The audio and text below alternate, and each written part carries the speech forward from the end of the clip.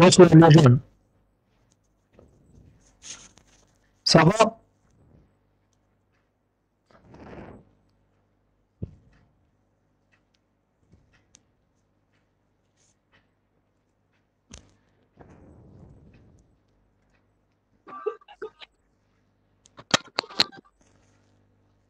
Est-ce que vous m'entendez? Écoute, c'est ma fille les jeunes. Oui, monsieur.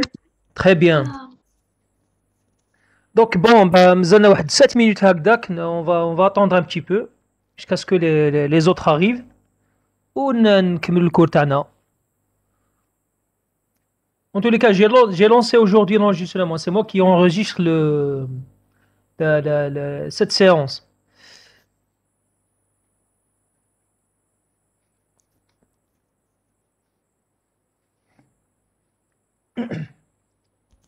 S'il vous plaît, les jeunes, si vous n'arrivez pas à m'entendre, vous me le dites. تقولوا لي.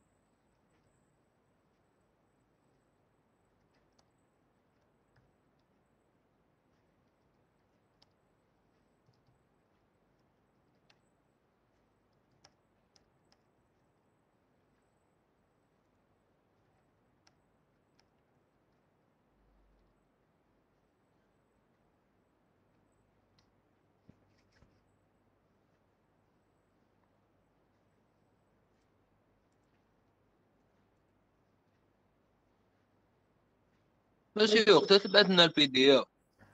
شوفوا le PDF, je suis en train de le réarranger et durant la semaine هذه نبعثه لكم le PDF ونزيد نبعث لكم l'enregistrement à la première séance. Puisqu'Anna, j'avais pas la main. Apparemment, il y a des collègues à vous qui ont enregistré la séance. ما عطاتنيش la main في le premier في la première réunion. واش ندير راح نعاود je suis en train de la refaire et puis je vais vous envoyer le tout. نبعث لكم اسمه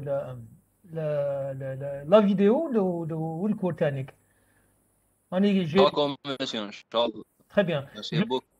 Blamzia, j'ai créé en tous les cas une adresse mail ou le Dropbox. Donc نولي نحط كلش في واسمو نبعث لكم لي ليا. À chaque fois vous avez des mises à jour تاع les séances اللي رانا نديروهم. Et si vous avez des problèmes تانيك قولوا لي تانيك. D'accord, monsieur. OK. Donc les jeunes نستناو شويه بقات 5 minutes donc donc تقدروا تقصروا donc il y a pas de problème. Vous pouvez boire un café ou là.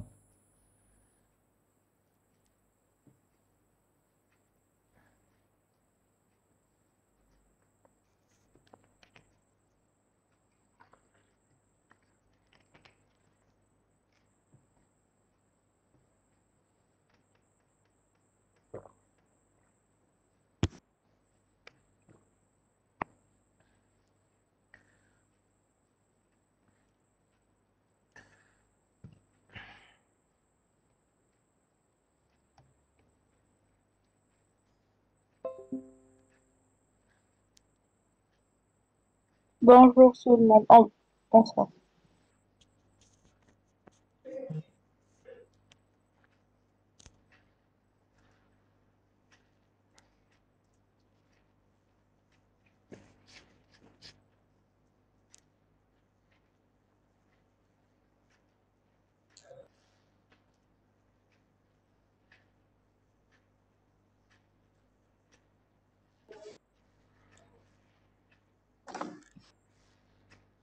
أنا واش ندير je vais refaire une vidéo et je vais vous envoyer. J'ai créé un compte sous Gmail. Je vais vous envoyer sur Google Drive les liens pour le cours de la semaine passée ou le cours تانيك. Donc comme ça vous allez les télécharger et puis normalement il n'y a pas de souci. J'ai essayé, j'ai fait quelques enregistrements, apparemment ça marche. D'accord, monsieur, Ok, merci. ok, de rien. Donc on démarre le cours d'aujourd'hui. Je vais partager l'écran. Voilà. Est-ce que vous arrivez à voir les jeunes? Oui, monsieur. Oui. Très bien, Oui, monsieur, oui. très bien. Donc, je vais un petit peu récapituler ce qu'on a fait la dernière fois. Donc, on a parlé de porosité totale. On a vu que la porosité totale était la somme de la porosité primaire et de la porosité secondaire. On va voir après qu'il existe une différence entre cette porosité totale et ce qu'on appelle la porosité efficace. Et on va voir où est la différence entre les deux.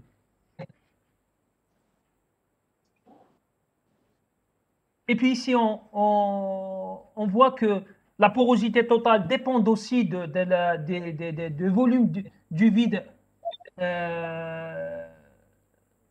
des pores. Voilà. Donc si par exemple vous avez une porosité primaire qui est, qui est de cette sorte, et si vous avez par exemple un précipité et puis ce qu'on appelle des compactions et une fermeture de pores, donc la porosité totale va changer.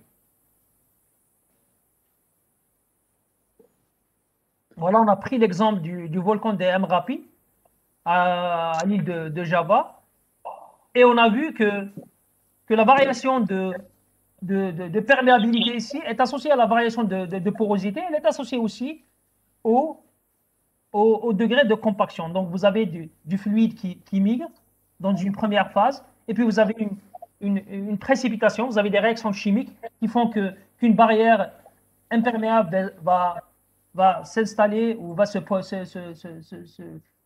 créer ici. Et puis, tout cela va engendrer une diminution de la porosité et de la perméabilité. Et puis, à un certain moment, vous avez, bien sûr, le fluide continue à migrer. À un certain moment, vous avez une explosion. Et on a vu que lorsqu'on fait un forage à la limite de cette zone,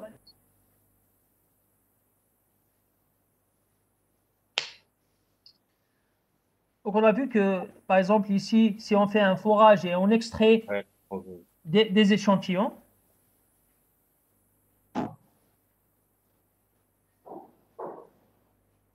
ah pardon,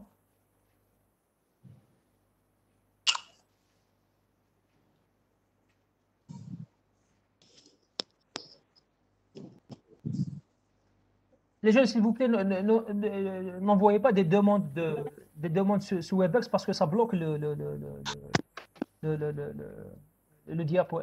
diaporama. Donc le contenu partagé, je le partage pour tout le monde. Voilà.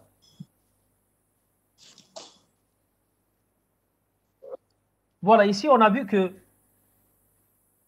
la porosité varie en fonction de la période donnée, la période de l'événement volcanique. Donc on a vu que la porosité démarre par ici sur le volcan de Amrapi. Donc cet échantillon est extrait de cet événement géologique, de cet événement volcanique. Donc on voit que la porosité varie la perméabilité aussi varie en fonction de cette porosité. Donc ce qui fait que la porosité totale va dépendre de toute cette porosité, c'est-à-dire du début jusqu'à la fin. Donc vous avez du low porosité au départ, avant lors de la migration des fluides, mais avant qu'elle arrive en surface. Et puis vous avez une médium porosité, donc la porosité augmente. High porosité qui va faire que le fluide va migrer. Et puis à un certain moment, vous avez des réactions de cristallisation, des réactions chimiques, etc. On peut aussi associer aussi d'autres fluides qui font qu'une barrière imperméable va s'installer à la limite de cette zone. Donc, ce qui fait aussi que la porosité va rediminuer. Voilà. Et puis, lorsque le volcan va démarrer, donc lorsque le volcan il entrera en éruption, la porosité va complètement changer. Donc, elle va augmenter en exponentielle. Donc, là sur cette phase, dans la phase de l'activité maximale du volcan, on passe directement du low porosité, c'est-à-dire de la porosité minime à une porosité maximale. Voilà.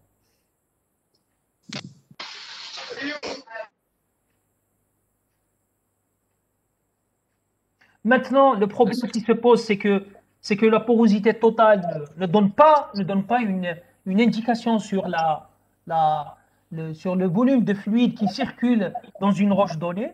Donc maintenant, on est obligé de parler d'une autre porosité qui est définie comme une porosité efficace ou la porosité effective. Donc on va définir la notion de porosité effective. Donc la notion de porosité effective ici est égale au volume total des vides communicants. Je m'attends communicants, mais les vides qui sont reliés entre eux. Voilà. Donc on a vu, avec l'exemple du volcan d'Amrapi, on a vu qu'il existe quelques grains qui vont être connectés entre eux, donc ils se reconnectent, on va dire, et qui vont bloquer un petit peu ce vide. Donc ils vont diminuer le vide entre entre les pores, et c'est ce qui fait que la porosité varie. Donc pour définir au mieux la porosité en fonction de la circulation des fluides, c'est-à-dire de la perméabilité, la capacité, vous pouvez dire que les perméabilités, on peut la définir comme la capacité d'une roche à laisser circuler le fluide. Donc pour cela, on définit ce qu'on appelle la porosité efficace. Voilà. Donc généralement, la porosité efficace, c'est la porosité qui est calculée lors des essais de laboratoire ou là, sur un événement, sur une période, un événement géologique donné. Donc soit un événement géologique d'une très courte durée comme un événement volcanique ou là, sur des événements géologiques très larges, c'est-à-dire les événements associés à des phénomènes de métamorphisme ou là, à une sédimentation, etc. Donc la porosité efficace, elle est ponctuelle. C'est-à-dire à tel moment où j'ai une porosité qui est égale à tel pourcentage. Ici, la porosité efficace, j'ai ajouté, pour vous n'ayez pas de confusion entre cette notion et la porosité totale, j'ai ajouté entre guillemets communicants. Je m'appelle le volume de vide communicant, qui communique entre eux. Donc,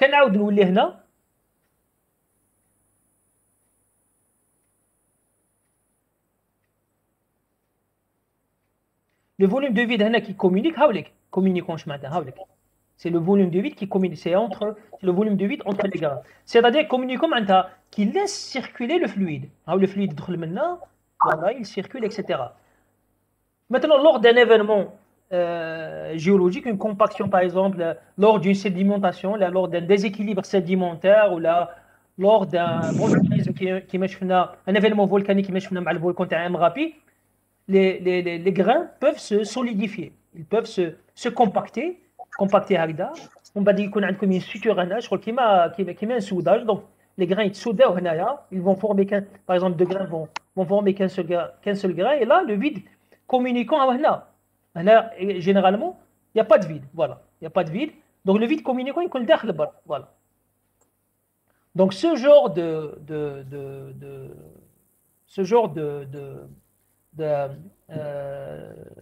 structure, voilà, ou de texture, si on utilise un autre terme. Donc ce genre de texture est une texture ici qui est poreuse, les pores, mais qui est imperméable. Donc elle ne laisse pas passer le fluide. Voilà, elle ne laisse pas passer le fluide, contrairement à celle-ci. Donc ici, il vaut mieux calculer la porosité efficace que la porosité totale. Parce que si vous calculez la porosité totale, donc c'est la somme des deux. C'est celle-ci plus celle-ci. Donc si vous voulez appréhender ou apprécier au mieux la variation de perméabilité, il vaut mieux calculer ce qu'on appelle la porosité efficace sur une période bien précise.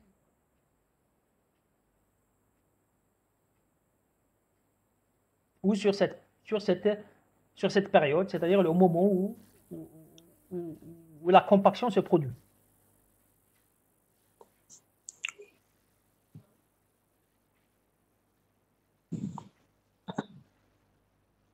Monsieur, Oui, monsieur, continuez la compaction. C'est impossible de calculer la, la perméabilité.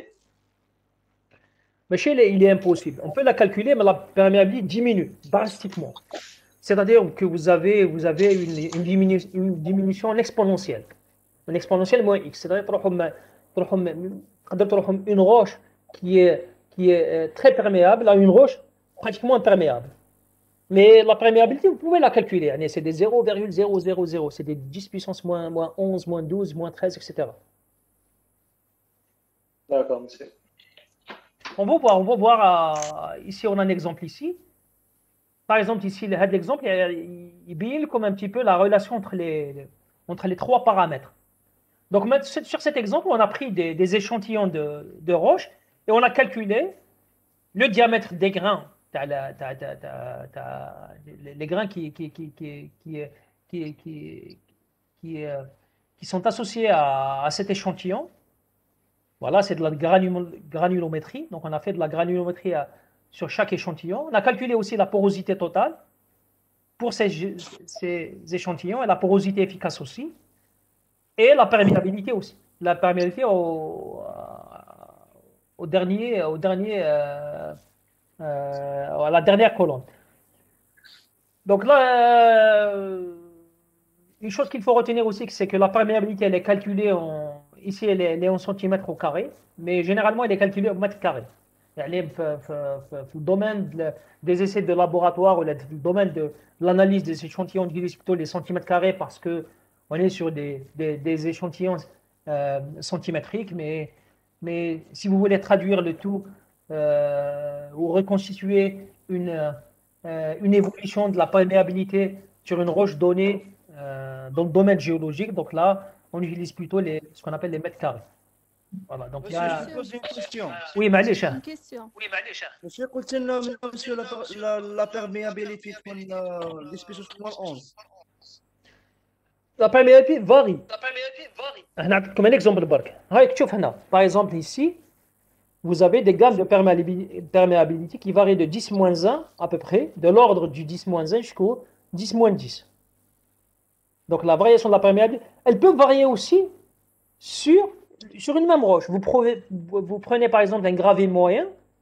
Avant, par exemple, l'épisode un volcan, les graviers, les volcans rapide, vous allez voir que l'échantillon, un échantillon avant la migration du fluide, ou pendant avant l'épisode volcanique, durant l'épisode volcanique et après l'épisode volcanique, sur le même échantillon, la même zone, le même échantillon, à la même profondeur, le même gravier, vous allez voir que sur un même gravier, vous allez trouver des perméabilités qui diffèrent. Donc faites attention à ça. Donc la perméabilité peut varier aussi, même pour une même structure géologique. Donc ici, c'est des... Monsieur, Oui. l'unité de la perméabilité est le mètre carré. Et généralement, c'est des mètres carrés.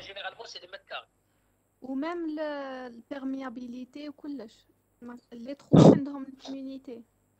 L'unité de la perméabilité est le mètre carré dans le domaine de la géologie, mais dans le domaine de l'analyse des roches, on utilise le centimètre carré. Mais vous pouvez après traduire le centimètre carré au mètre carré. Donc vous avez 1 centimètre qui est égal à 10-2 mètres, et puis vous pouvez convertir les valeurs de... Monsieur, on ne peut pas utiliser le mètre carré parce que le perméabilité, c'est des unités qui unité كبيرة بزاف par rapport كما نقولوا لي ترو هذوك. هنا علاش on utilise le centimètre carré في الدومين تاع là on est en train d'analyser un échantillon. Mais par exemple, si vous voulez calculer par exemple la perméabilité d'une zone de faille, une faille qui il y a comme longueur des dizaines ou des vingtaines de kilomètres. Donc là, on utilise plutôt les mètres carrés. C'est logique. Yani c'est pourquoi, c'est le pourquoi on change un petit peu de connotation. Voilà.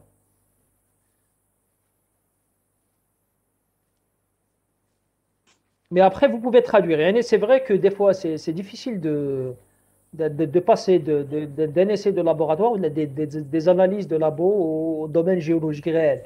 Donc ça, il faut mettre, il faut il faudra savoir faire la conversion entre les deux. Des fois, c'est pas facile parce que dans le domaine géologique, on utilise des échantillons de roches, mais en profondeur, on peut trouver tout. C'est les graviers moyens qui sont affectés par des sables, des grès, des alternances entre des grès, des calcaires, des argiles gréseux, une alternance grès, calcaire, pardon, argile, etc. Donc, c'est des domaines très, très non linéaires. Mais ici, par exemple, si on prend une analyse de laboratoire, là, on le voit sur ce tableau, on remarque que la perméabilité dépend d'une seule porosité. Par exemple, est-ce que quelqu'un peut me donner quelle est la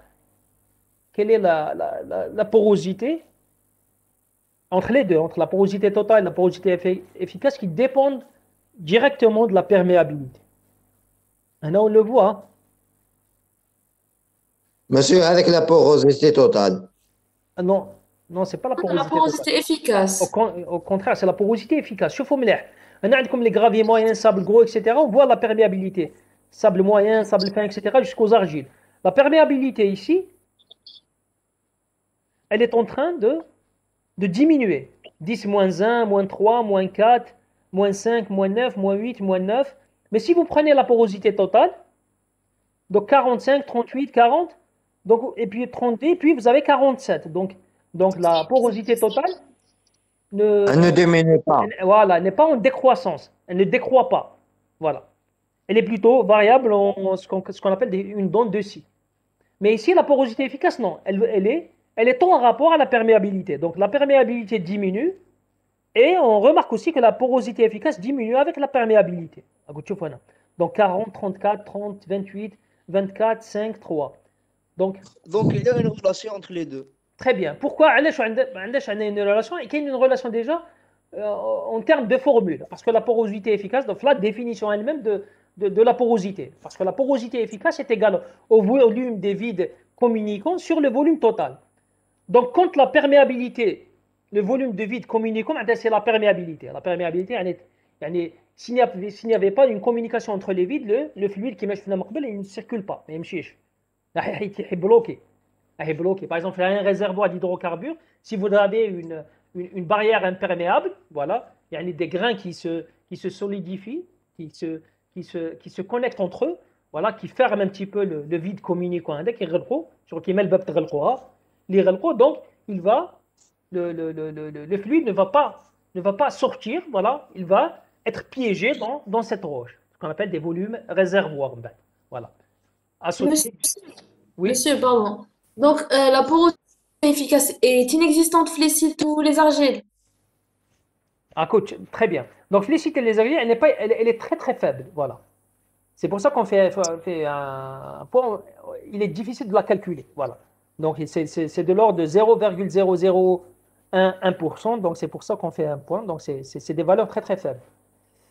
Sur les sites argileux et les argiles. Hein. Après, bien sûr, les argiles, s'ils sont associés à des calcaires ou à des grès, etc., donc la porosité va varier aussi, puisque vous aurez l'effet des autres structures, voilà, ou là des autres grains.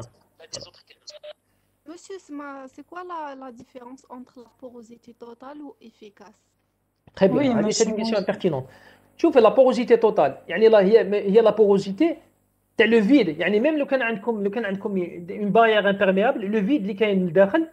Donc à partir du vide, vous pouvez calculer aussi la porosité totale. La porosité totale peut-être calculé. Donc, c'est le volume de vide sur. Vous pouvez le dire, hein, vous pouvez le dire d'une manière un petit peu grossière, qu'il est égal au volume de vide sur le volume de la roche. Contrairement à la porosité efficace où le volume de vide est associé seulement au vide communicant. Si vous avez du vide qui communique entre les grains, donc là, vous pouvez calculer cette porosité efficace. Donc, c'est le vide, c'est le volume du vide communicant qui communique entre les grains. Et on le voit ici. La porosité efficace est associée aussi au diamètre des grains. Donc, tu vois les grains là. Les grains là. Qui connaissent kbar, bien sûr. C'est-à-dire le vide qui connaît dakhal il connaît kbir.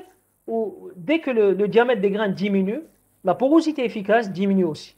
Donc, elle diminue en fonction du diamètre du grain. Elle diminue aussi en fonction de la perméabilité de la roche. Donc, il existe une relation de causalité entre le diamètre des grains, la porosité efficace et la perméabilité de la roche.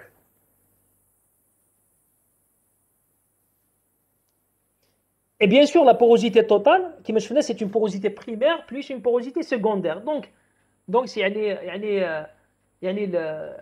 la porosité totale, c'est une porosité qui varie en fonction de l'ère géologique, on va dire, en fonction de l'événement géologique. Voilà.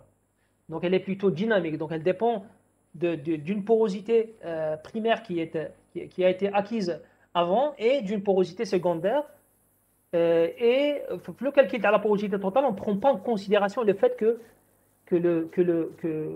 on prend que le vide. Même le can de la roche, elle a une barrière, elle est imperméable. Donc, mais qui connaît le vide le dakhel, on la calcule aussi. On calcule cette porosité totale. Contrairement à la porosité efficace, où on calcule seulement le volume du vide communicant. Voilà. Sur le volume de la roche totale. C'est pour ça que la porosité efficace peut être mise en causalité, en relation avec la perméabilité et le diamètre des grains. Je ne sais pas si j'ai répondu à votre question. Oui, monsieur, merci. Très bien. Si vous avez des questions, vous me les posez, les jeunes. Hein, donc, il n'y a aucun souci. Vous avez des choses que vous n'arrivez pas à comprendre, vous me le dites. Merci, monsieur. De rien. Monsieur, quelle est la loi de perméabilité? On va voir des lois. Si on aura le temps, on va aussi parler de la loi d'Archie. On va voir un petit peu la relation entre la perméabilité et la porosité efficace. Monsieur, oui. pardon, j'arrive pas à visualiser la relation entre la porosité totale, la porosité efficace et la perméabilité. Est-ce que vous pouvez me donner un exemple de relation entre les trois? L'exemple là, le tableau, c'est un exemple. Vous voyez, par exemple, Je n'arrive pas à le comprendre. Je fais la porosité totale, par exemple. Tu calcules la porosité totale. On a le gravier moyen. Le diamètre tel grain, tel gravier, il est de 2,5 mm. Oui. Et la porosité totale, elle est de 45. De 45. Voilà, elle est de 45. Très bien. Oui. Et la porosité efficace, elle est de 40. Ok, Maya? Oui. Très bien. La perméabilité, elle est 3 fois 10 puissance moins 1. Oui. Donc, on est sur une roche qui est à peu près c'est une roche qu'on peut dire perméable.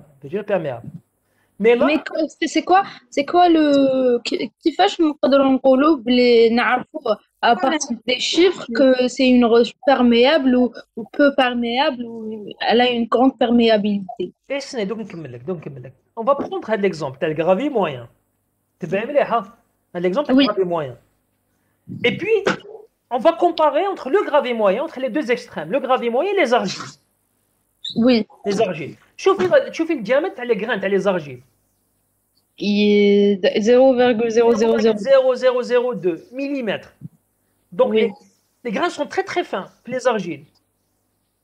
Oui. Donc, automatiquement, le vide, l'icône les argiles, l'icône serait. Logiquement, il serait. Donc, on le voit ici. Donc, le diamètre des grains, le diamètre a diminué entre les graviers moyens et les argiles. Donc le diamètre, il est complètement aux deux extrêmes. Donc on passe de 2,5 à 0,0002 mm. Mais si je calcule la porosité totale, c'est le gravier moyen, le gravier moyen, il est moins poreux que les argiles. 45% à 47%. Oui, c'est quoi la relation du coup? علاش هذاك il est moins poreux que l'autre? Parce que ici vous avez des argiles, vous avez des grains du diamètre qui passent de 2,5 à 0,002 mm. Donc les grains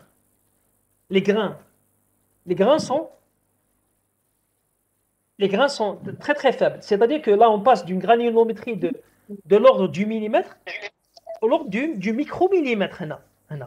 Alors que la porosité totale, 45 et 47, c'est à peu près la même chose. Oui. Vous êtes d'accord avec moi? C'est à peu près 45, 45, donc il y a une... C'est presque la même chose. C'est presque la même chose, très bien. Donc on n'arrive pas à distinguer entre le gravier moyen et les argiles. Parce que l'histoire de parler, la dynamique, l'histoire géologique, peut-être tectonique, beaucoup de choses qui font que la porosité totale qui est la somme de plusieurs porosités, fait que le gravier moyen a une porosité qui est à peu près égale à celle des argiles.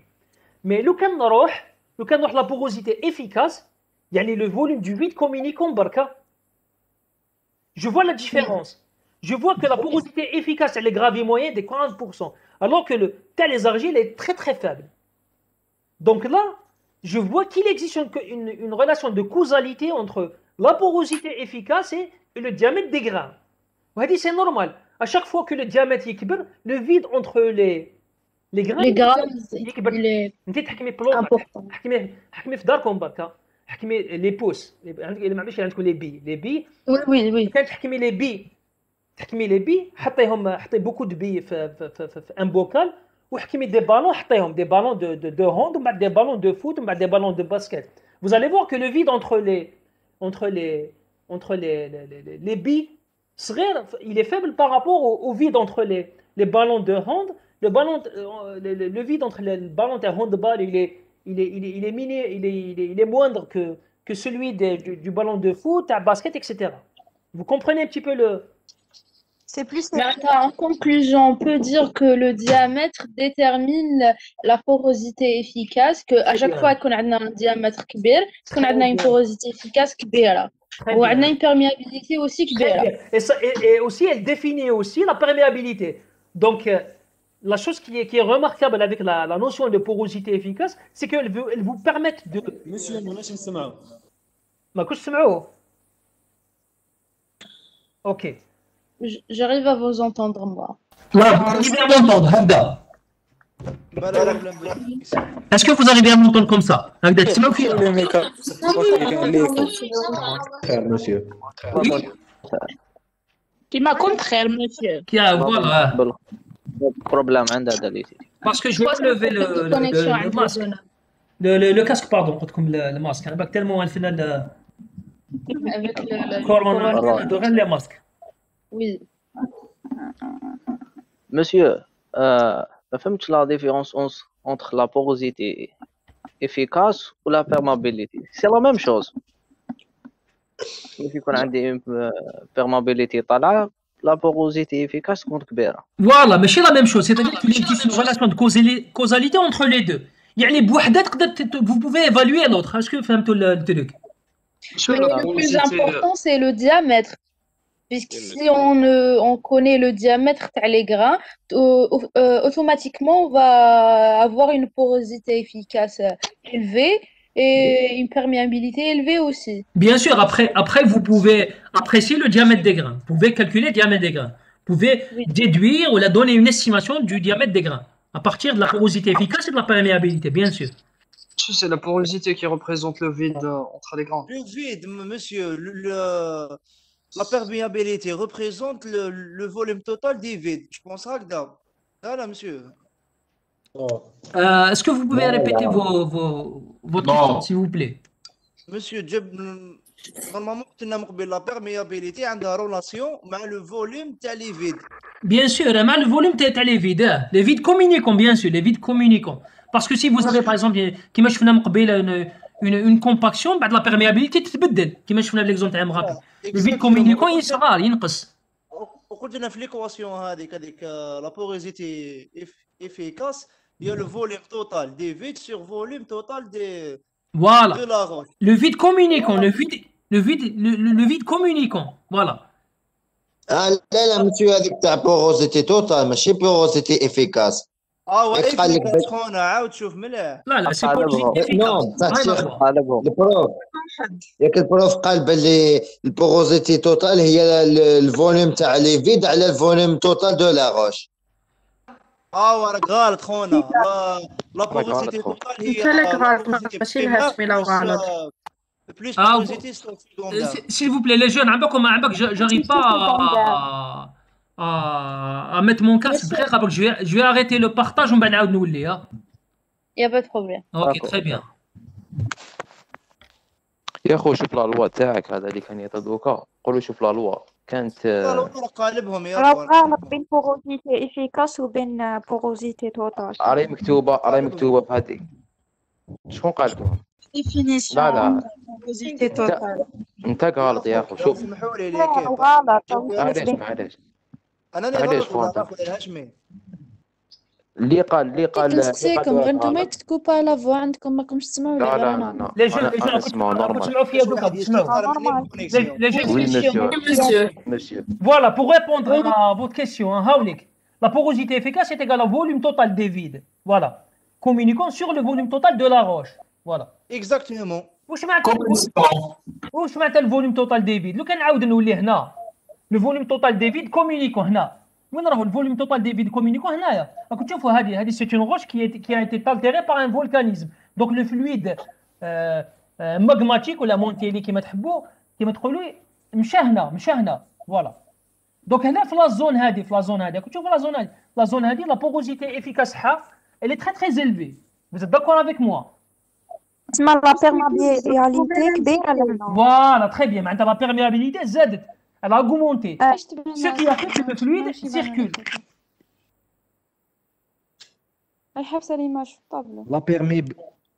J'ai pas compris, monsieur. Vous avez dit la perméabilité, elle est réduite. Élevée. Elle est élevée. La roche, elle est perméable. Une roche qui laisse circuler le fluide, elle est perméable. انت كي تلبس انت imperméable واش معناتها لبست imperméable؟ معناتها باش ما تشمخش ما تخليش الماء يدخل. فوالا. لو كان تلبس حاجه بيرميابل حاجه اللي فيها كي بوغوز لو كان تلبس غير تيليكو برك راح تشمخ من الداخل صب باش تشمخ للداخل. فهمت لو تريك؟ امبيرميابل معناتها لو فوليوم دي فيد كومونيكون في لا فيست تاعك il est pratiquement voilà, il est pratiquement nul. Voilà. Donc les grains, la structure, la texture تاع التكستيل تاعك راهي رقيقه بزاف. Donc les grains صغار بزاف qui font qu'il n'y ait pas de vide communicant. معناتها la porosité efficace تاع لو كان تحسب نقولوا هكذا c'est une façon exagérée تحسب la porosité efficace تاع الفيستا تاعك elle est pratiquement nulle. Est-ce que vous comprenez un petit peu? Elle est pratiquement nulle. Monsieur, l'équipe, moi je suis censé Oui. Pardon, monsieur. Vous pouvez nous dire c'est quoi la définition t'as le volume communicant? Pour la bonne définition, t'as le volume communicant. How le volume communicant هنا؟ راكم تشوفوا فيه. وين راهي؟ Mais ils n'arrivent pas à le visualiser. C'est quoi le volume communicant? C'est un volume qui a sur le fluide ou la... هاولك le volume communicant هاولك. C'est comme des le volume communicant. C'est exagéré parce qu'on n'utilise pas ce terme ni en géologie ni en géophysique, mais juste pour que vous compreniez. وين راهو le volume le vide communicant وين راهو؟ هاولك. Le vide entre les grains. Voilà, très bien. عندك un vide هنا فوالا voilà.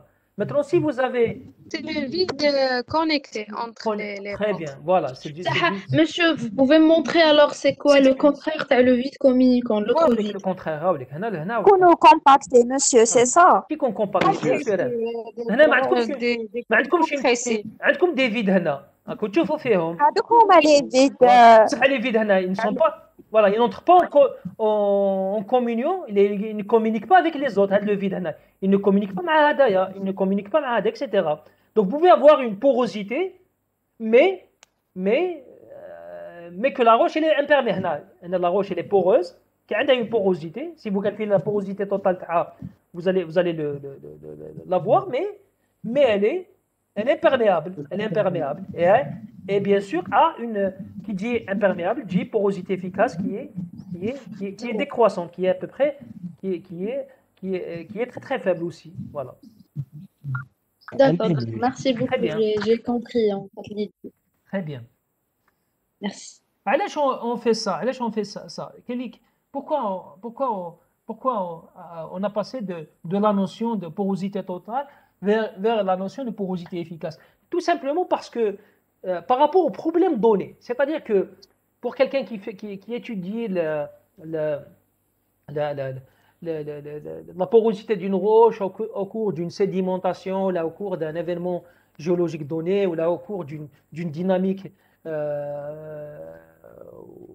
tectonique ou d'une géodynamique assez particulière, donc on peut calculer la porosité totale, voir l'évolution de la porosité totale THD, etc. Donc il n'y a pas de problème.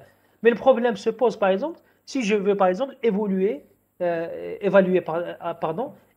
par exemple un réservoir d'hydrocarbures, voir comment le fluide, les hydrocarbures migrent, évaluer aussi une roche qui contient, qui est associée à une nappe ou un aquifère, une nappe phréatique, c'est-à-dire un aquifère libre, ou un aquifère captif, etc.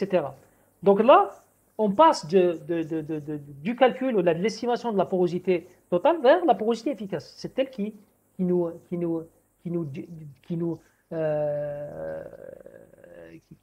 fait apprécier au mieux les histoires de réservoirs, d'évaluation d'une nappe ou de la migration des fluides, etc. Donc, après, on a utilisé la notion de porosité efficace et on l'a associé aussi, on a un échauffement, on peut l'associer, donc on l'a associé à la perméabilité au diamètre des grains. Donc maintenant, on a une porosité efficace qui est... Les porosités efficaces, en quelque sorte, c'est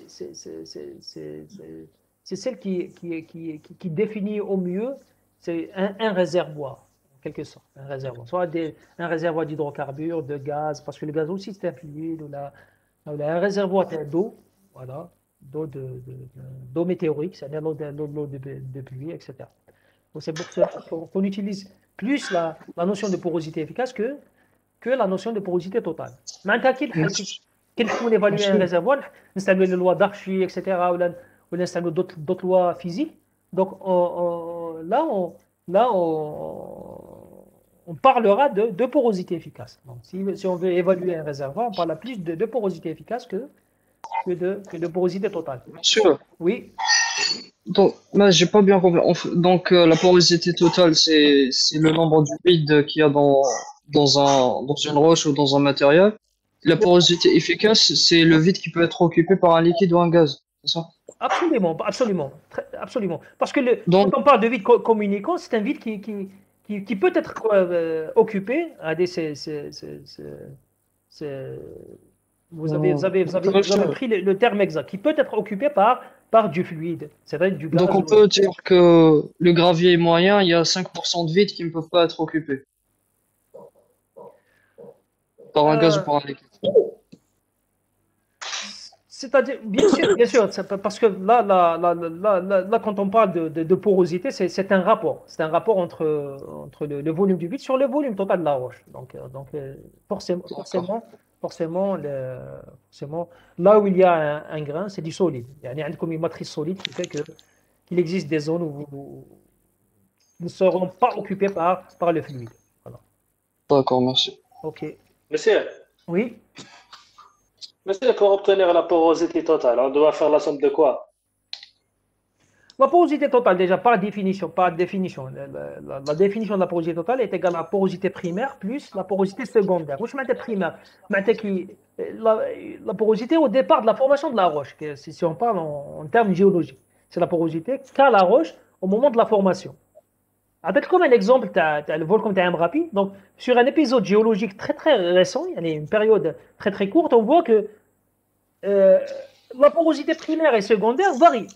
Donc, mais puisque la porosité totale est la somme des deux, donc même la porosité secondaire a dit qu'elle va être influencée. Il y a le calcul de la porosité totale influencée par la porosité primaire, puisque la porosité totale est égale à la somme des deux. Donc là, on n'arrive pas à voir la variation de la perméabilité au cours d'un événement géologique donné. Contrairement à la notion de porosité efficace, où on voit ici le tableau ADEC que la porosité efficace, elle est en relation directe avec la perméabilité et la taille des grains aussi. Est-ce que j'ai répondu à... Très bien. Monsieur, pardon. Avec la porosité totale, à quoi nous renseigne? Très bien. Ça, c'est intéressant. La porosité totale peut être associée à une évaluation de la porosité primaire, par exemple. Au moment de la formation d'une roche, qui va la porosité. Donc, on calcule la porosité totale et puis on voit un petit peu comment a évolué cette porosité vers une porosité efficace, par exemple, vers quelque chose d'autre, et on tire la porosité primaire, puisque phi total est égal à phi primaire plus phi secondaire. Donc, si on connaît la porosité à un instant t, à l'instant, et puis après, et si on a une estimation de la porosité totale, on peut avoir une idée sur la porosité primaire d'une roche donnée, voilà, par exemple. Monsieur, vous pouvez nous donner des exemples à des roches mères perméables? Après, je vais vous donner, mais là, vous avez des exemples de types de sédiments qui sont perméables. Là, qui met le graviment, il est perméable. Les sables sont perméables, voilà. Après, bien sûr, les argiles sont imperméables parce que les argiles gonflent. Tu vois la différence entre les deux.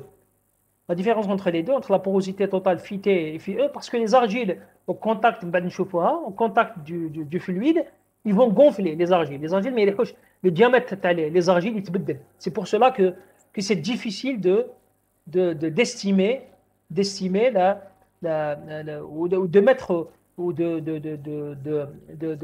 corroborer entre la porosité totale et la porosité efficace. Voilà. Donc, les argiles seront mieux définies par leur porosité efficace que par leur porosité totale. Un actu, voilà 47. C'est-à-dire qu'on démarre par quelque chose et on arrive à autre chose. On arrive à...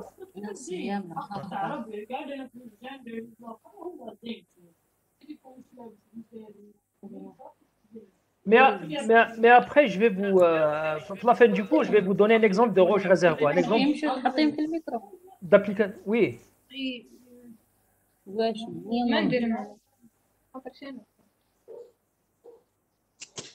S'il vous plaît, les jeunes, les jeunes, s'il vous plaît, si vous voulez, vous couper les micros. Monsieur. S'il vous plaît, on est en train d'étudier. Coupez vos micros qu'on à votre famille. Voilà. Monsieur. Oui. Comment on fait pour calculer la perméabilité? Il y a beaucoup de... S'il vous plaît, les jeunes, il faut comme ça, on ne peut pas travailler. L'équipe, je connais rien dans la vidéo. Monsieur, coupez les micros de votre part, de tout le monde. Je comme ça. C'est le problème. Pour tout le monde, monsieur. C'est les participants, je crois qu'il faut cliquer sur le participant, couper tout le monde. Attendez, je vais voir. Je vais voir comment... Parce que apparemment...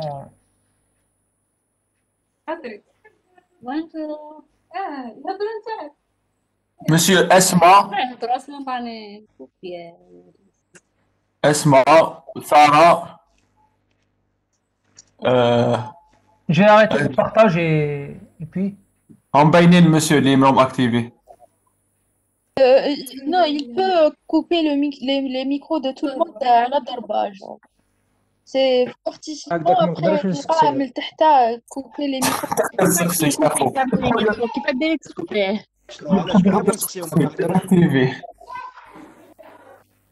Le problème, c'est que si je coupe, pour tout le monde, vous pouvez pas, vous ne pourrez pas poser vos questions, hein, le problème. Si, monsieur. Monsieur, pour l'instant, on peut le réactiver après. Pour l'instant, la fille est en train de parler avec sa mère. On peut réactiver, monsieur. Non, on active et on réactive. Donc, il ne faut pas le laisser activer. Ok, ok. Pour les gens, les malins, je conscient, le micro تاعهم راه مشعول. Voilà. Voilà. Est-ce que maintenant, je pense, est-ce que vous avez le nom de, parce que là, je peux couper, hein. Si vous avez le nom de, هاشمي لو نون تاع هاشمي راهو مفتوح الميكرو عبد ديالو. الرحمن. وكاين شنو باك المشكلة لازمي وشنو؟ مفتوح الميكرو ديالكم مفتوح. تاعكم محلولة دائما كان. أنا ما عنديش الصوت في داري. Voilà. Non, non, mais la fille a dit qu'apparemment elle a compris, hein. Apparemment elle a compris. C'est bon, monsieur. Apparemment elle a compris, hein. Monsieur, on peut continuer. On peut Apparemment, continuer ça un peu, va. apparemment elle a compris. Ah, ok. Oui, on peut continuer alors le cours. Ok. Parce que là, poser des questions, انا زدت لي plus possible وبلي نكملوا باش on aura plus de وهكذا نفهموا mieux. Ok, donc vous voyez, je repartage l'écran, hein. Oui, il est visible. Très bien. Ça se voit. Moi non. Donc oui, حبسنا في la question تاع votre camarade. Donc Oui, monsieur, c'était comment on calcule la perméabilité? la perméabilité, très bien. La perméabilité, il y a beaucoup de. La perméabilité, il n'y a pas un seul moyen pour calculer la perméabilité, beaucoup de choses. C'est-à-dire on peut la calculer à partir de la porosité efficace. Il y a une relation entre la perméabilité et la porosité efficace. On peut la calculer à partir du diamètre de grain. Et on peut calculer aussi à partir d'autres formules. En tectonique, il y a une façon de la calculer. En sismologie, il y a une façon de la calculer, etc. Donc, elle dépend de ce qu'on appelle des lois de Darcy. Donc, il y a une relation entre la perméabilité, la porosité, l'écoulement du fluide. Donc, on peut l'estimer. On peut estimer la perméabilité à partir de plus. Ça dépend du problème posé. En laboratoire, on l'estime avec des formules bien précises. Mais en tectonique ou dans le domaine de la géodynamique, il y a d'autres formules qui font qu'on peut estimer la perméabilité. Mais toujours est-il que la perméabilité, à partir des lois de Darcy, est Darcy donne une relation directe entre la perméabilité ou la porosité efficace. Et vous pouvez aussi ajouter le diamètre des grains aussi, la granulométrie. Mais à partir de là, à partir de la perméabilité, en gros, ou principalement à partir de la porosité efficace et des lois d'écoulement du fluide, on peut aisément apprécier ou calculer la perméabilité d'une roche. D'une roche, là, d'une structure géologique. Parce que si on parle de structure géologique, on parle d'une roche qui contient beaucoup de choses. Voilà. Donc on peut avoir une idée sur la perméabilité moyenne. Voilà, Monsieur, mais là, on n'a pas fait porosité totale multipliée par le diamètre divisé par la porosité efficace. Non. Oui. Non, vous ne pouvez pas faire comme ça parce que vous avez des fois des relations qui sont les mêmes. Si vous prenez par exemple les sacs, vous n'aurez pas le. Parce que le rapport entre les deux, 38, 30, 34, il n'égale pas 0,25. Donc il n'y a pas de. À ce que je sache, hein, je sais pas si. Approximative. Ce que je sais, c'est qu'il n'existe pas une relation directe entre. On peut trouver, c'est-à-dire que la porosité, c'est la somme la porosité totale, c'est la somme de plusieurs porosités. On peut trouver une relation entre la porosité efficace et la porosité totale, mais à ma connaissance, il n'existe pas, il n'y a pas une relation entre le rapport des deux porosités, c'est-à-dire φT et φE et le diamètre. Maintenant, ça peut être une coïncidence, à partir de là, à partir de ce tableau, avoir vous vous renseignez sur quelque chose, mais à ma connaissance, là, c'est juste quelques exemples, parce qu'après, c'est plus large. Hein. Vous pouvez trouver quelque chose, mais la relation, ce qu'on sait, on sait que la porosité efficace est en fonction de la perméabilité, elle est en fonction du diamètre des grains. Voilà. Donc ça, on le sait.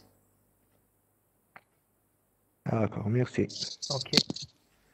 Les jeunes, s'il vous plaît, si vous avez d'autres questions, sinon on passe à autre chose.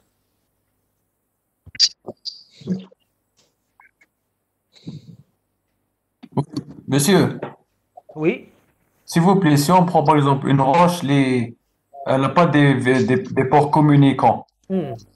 Ça ne veut pas dire que qu'elle ne peut pas avoir un fluide fer.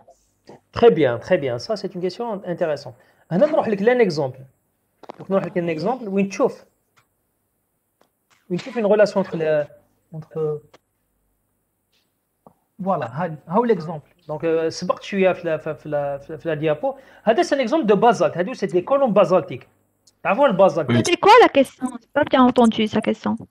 Donc la question, c'est-à-dire que votre camarade a posé, il a posé, ce n'est pas une question, c'est un fait. Donc il a remarqué que on peut avoir une roche qui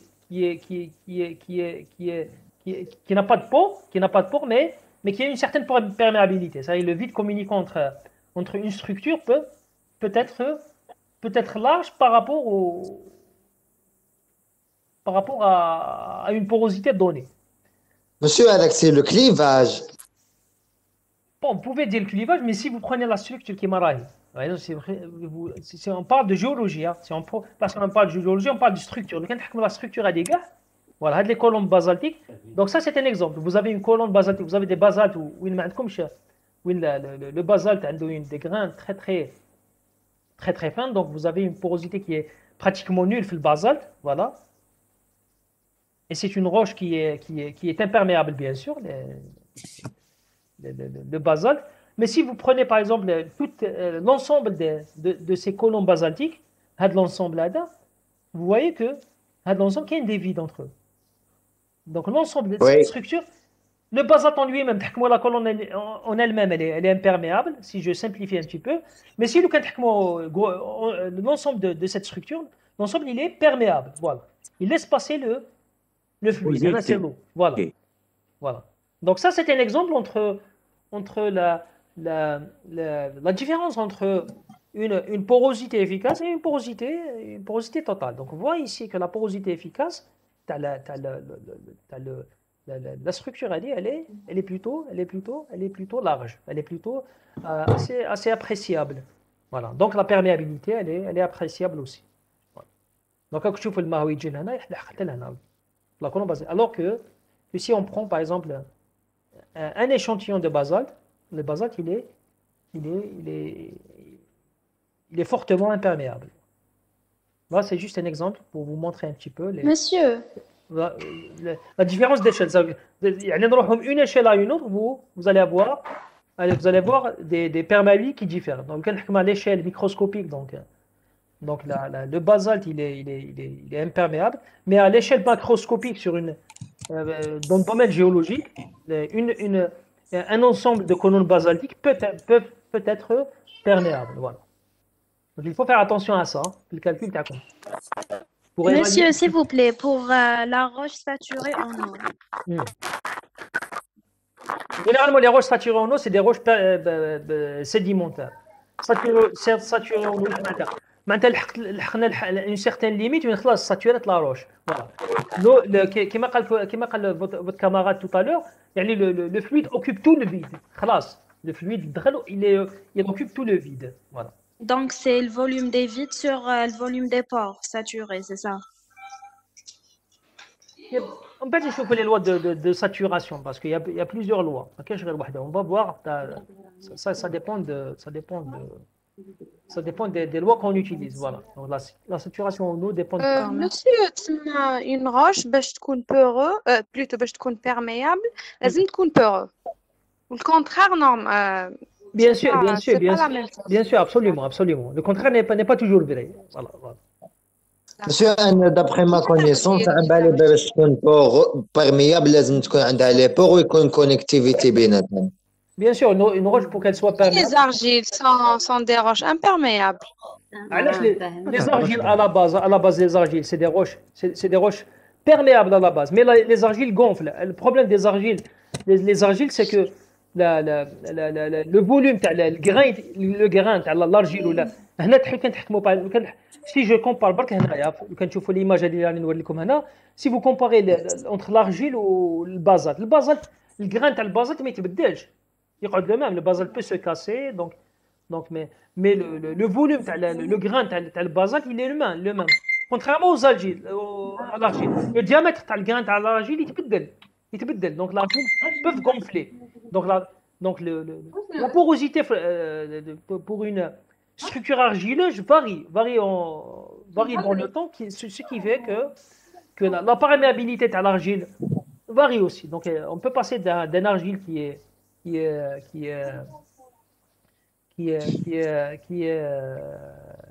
est perméable vers un argile gonflant qui va être à la suite imperméable. Voilà. Donc la perméabilité des argiles est très très dynamique. Hein. Faites attention. Donc il faut faire attention parce que les argiles c'est هذا هو البروبليم. البروبليم des argiles c'est qu'ils jouent un rôle d'écran. يعني la structure تاع les argiles تبدل بزاف parce que la granulométrie تاع les argiles تبدل. انا نعطيك لكم برك un exemple تاع des argiles avec des grains très faibles. Donc avant que les argiles soient altérées par les fluides. Et il faut prendre en considération que la taille des grains, la granulométrie de l'argile, elle varie.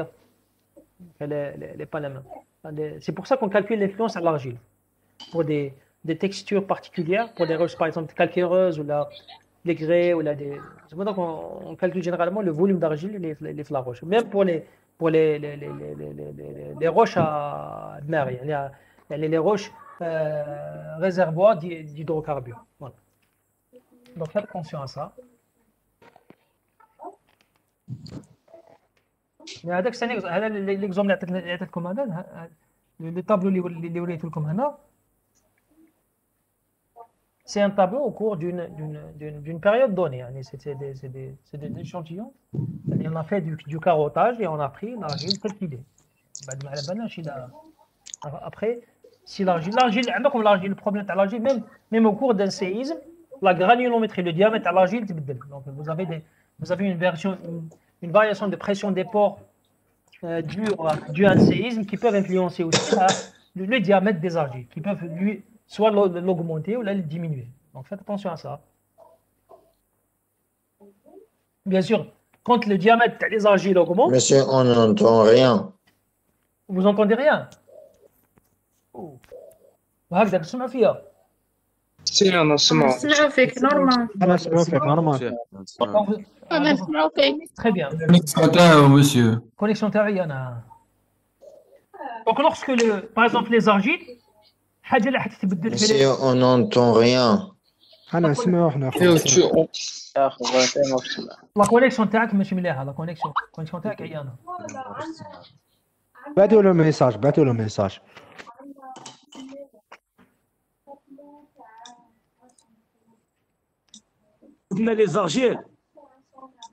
Les argiles, par exemple, si vous avez par exemple le diamètre des argiles qui va varier.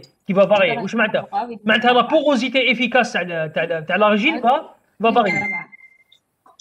Donc الله غير سيري كوبيو من الميكرو تاعكم اللي ماشي يهضر يكوبي الميكرو باش ننتهي ما تخليهمش عليه الميكرو يريح يسمع ولا يخرج كاع كاين الحس ولا ما كاينش الحس كوبيو من لي ميكرو اللي يجي يهضر يفتحوا. Ok les jeunes, on peut continuer parce que je pense que même si on même nous كنقولوا لهم يقعد le même problème donc نكمل لكم كما قلت لكم la granulométrie des argiles varie donc نقدروا نروحوا des diamètres très très fins à des diamètres plus larges donc qu'est-ce qui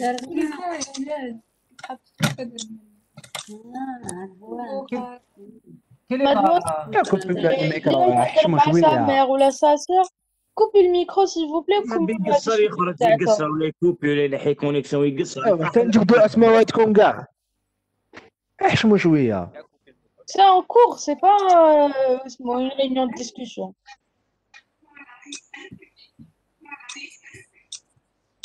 يا ولي طلقت سميرة تيفي باش هي طلقت نحيها. سارة مسيو كريمة دوك نقول لك اسمها بيحهم هكذا نحن سارة كريمة monsieur, vous pouvez les bannir. Il a ma Mais ça sert à rien de dire leur nom, ils doivent au moment où je fais même pas le micro تاعهم allumé. Voilà, je vais les désactiver. قلت له c'est سارة يا اخو اعطي له اسماواتهم، اعطي له اسماواتهم ديريكت. سارة ما عباك يا بوكو دو موند عباك ما سكتاش. دوك اي باريكي سارة ماهيش ميم با تهضر واقيلا. سارة جو في شيرشي باريكي سارة. باريكي سارة هذه ديجا راهي في راكب واقيل مسيو. باكي سارة باكي سارة هذه on va lui envoyer déjà un message. Voilà هكذا باش تعرف. ماشي لازم تخلي الميكرو تاعك شاعل، كي تهضر شعلو سينو طفيه. نورمالمون سي بون. C'est un manque de respect, c'est un cours ندخلوا نقراو فيه ماشي ندخلوا نكسروا. Si on était على بالنا on était conscient بلي حنكملوا une discussion avec la famille, ça sert à rien de se connecter à la réunion. Absolument oui. C'est quoi l'intérêt de se connecter à une réunion de cours puis à la fin نروح نكسر مع دارنا. Prendre le corps, s'il vous plaît. Coupez, monsieur Zed. Ok. D'accord, please. Ok, donc j'ai envoyé une mise en... J'ai envoyé une remarque à votre camarade. On continue, نكملوا. معليش كملوا مسيو.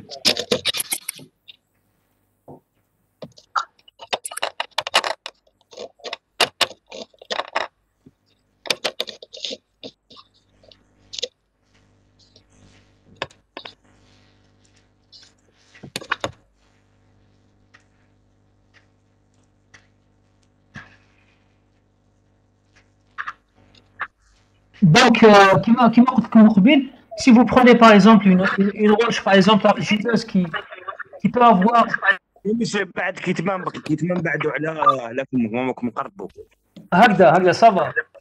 اي والله. Très bien. Donc si vous avez par exemple si je prends les argiles et si vous avez des variations de diamètre dues à un événement géologique particulier, une tectonique particulière, par exemple un séisme, une circulation des fluides, un réservoir d'hydrocarbures qui arrive sur une zone argileuse, donc le diamètre des argiles يختلف. كي يقدر يتبدل الديامتر تاع لي زارجيل واش معناتها لا بوروزيتي افيكاس تاعو تقدر تبدل تانيك. واش معناتها لا بيرميابيليتي تاع لي زارجيل تبدل تانيك. دونك فات il faut prendre en considération ce fait. لي زارجيل فعلا كومون جيوفيزيك حنا واش نعيطوا له حنا l'argile نعيطوا له un écran. Donc généralement il joue un rôle d'écran. La même chose c'est في الدومين تاع les propriétés physiques des roches. Les argiles واعرين. On peut pas estimer par exemple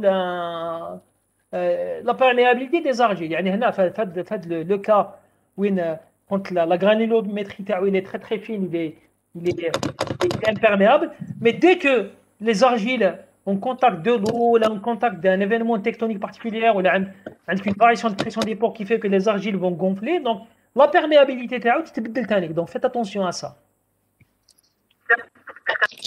Vous pouvez le comparer مع البازلت. البازلت باين يعني la granulométrie تاعو même si vous avez même s'il y a un séisme, le basalte tend à se casser qu'à se déformer. Donc faites attention. Donc généralement la perméabilité les basaltes ou d'autres roches qui les calcaires, etc. Donc elle est appréciable, on la connaît, mais les argiles c'est très variable. Donc c'est pour ça qu'on calcule en géologie, on estime toujours le volume des argiles une roche. Parce qu'il est variable. il faut le savoir pour mieux l'éliminer. يعني تعرفوا باش تعرفوا يا مسكين نسقسيك هو كي يكبر الفوليوم تاع لي ساشي اسكو بروفيتي تزيد لا تنقص Bien sûr, le qui est le volume de diamètre les grains argileux, la porosité efficace parce que il y a une relation avec le diamètre, زيد la porosité تاعو. La porosité efficace. C'est efficace bien sûr, زيد oui. Ah والله merci monsieur. De rien. Ok, on continue les jeunes. Oui, monsieur. Oui, monsieur. Donc, comme l'exemple la structure en colonne, tu as une roche basaltique. Oui, je suis dans le domaine micro, quand tu as un échantillon, une porosité pratiquement nulle, ou l'imperméabilité qui est pratiquement nulle. Donc, la roche, elle est très imperméable, elle ne laisse pas circuler le fluide, mais si on voit sur une échelle macroscopique, on peut voir que le volume des vides communicants il est assez appréciable. Donc, cette structure, elle est plutôt une structure perméable. Voilà. C'est un exemple. Un autre exemple, je vais partager avec vous, qui est en relation avec la variation temporelle de la porosité, c'est l'exemple des zones hydrothermales. Mais je vais vous les zones hydrothermales qui m'ont fait le hammamات, qui m'a hammam قدور ولا حمام ريغه etc. Donc les zones hydrothermales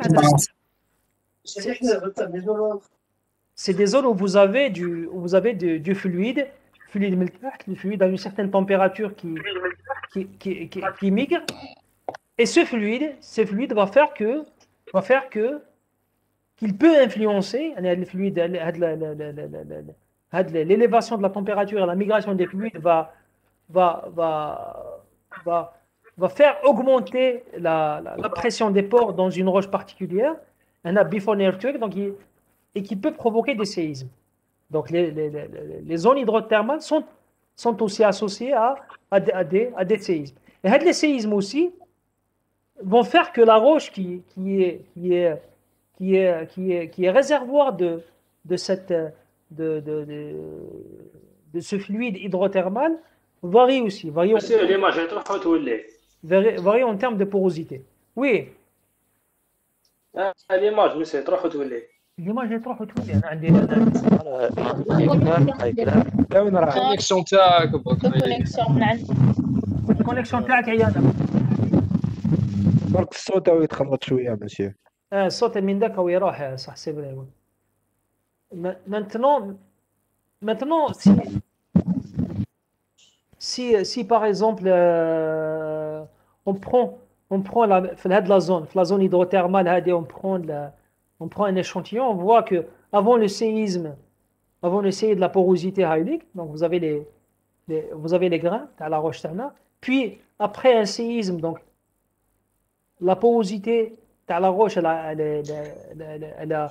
a augmenté, la porosité efficace bien sûr, donc elle a augmenté drastiquement. On voit que les grains, la taille des grains ont augmenté, ce qui fait que le fluide va migrer, voilà, after an earthquake. Earthquake, ça veut dire un séisme. Donc la compression, elle est due au séisme.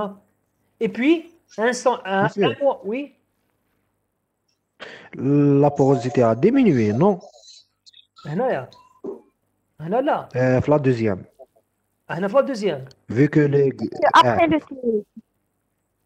après le séisme, les grains ont augmenté. Non, elle a augmenté, c'est-à-dire que Les grains sont augmentés. c'est de façon grossière, parce que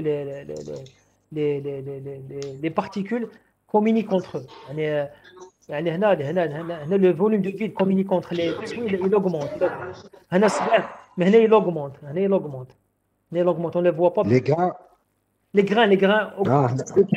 Monsieur, avec le deuxième, le volume des pores a augmenté parce que le séisme il a créé des fissures, et avec les fissures, ils ont engendré le passage de fluide d'un pore à l'autre.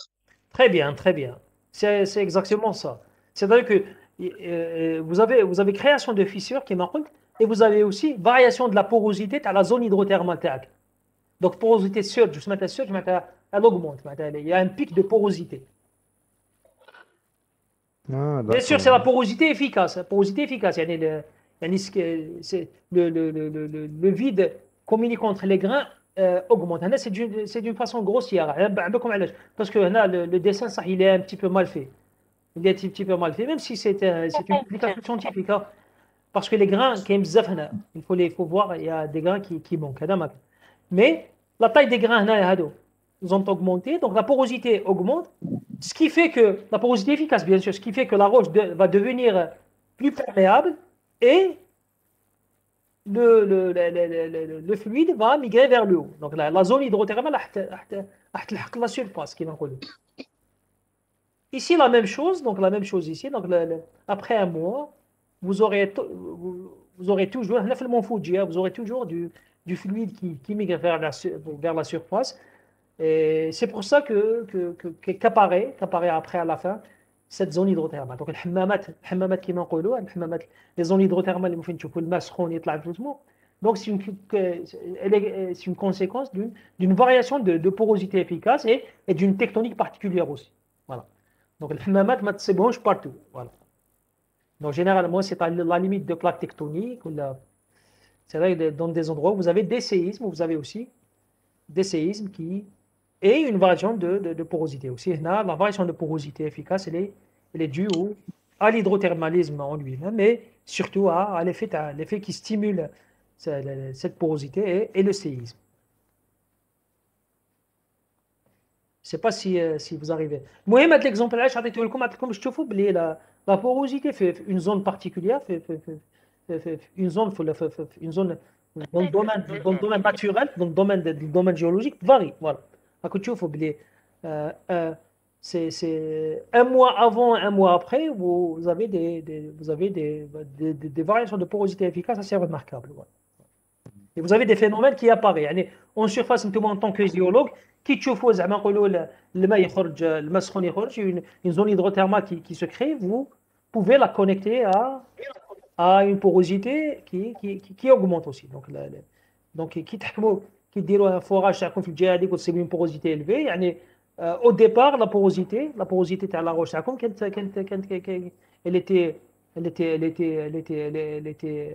elle était faible, puis elle a évolué dans le temps. Donc vous pouvez estimer, de par la porosité efficace, avoir une idée sur la porosité primaire, avoir une idée sur ce qui s'était produit avant.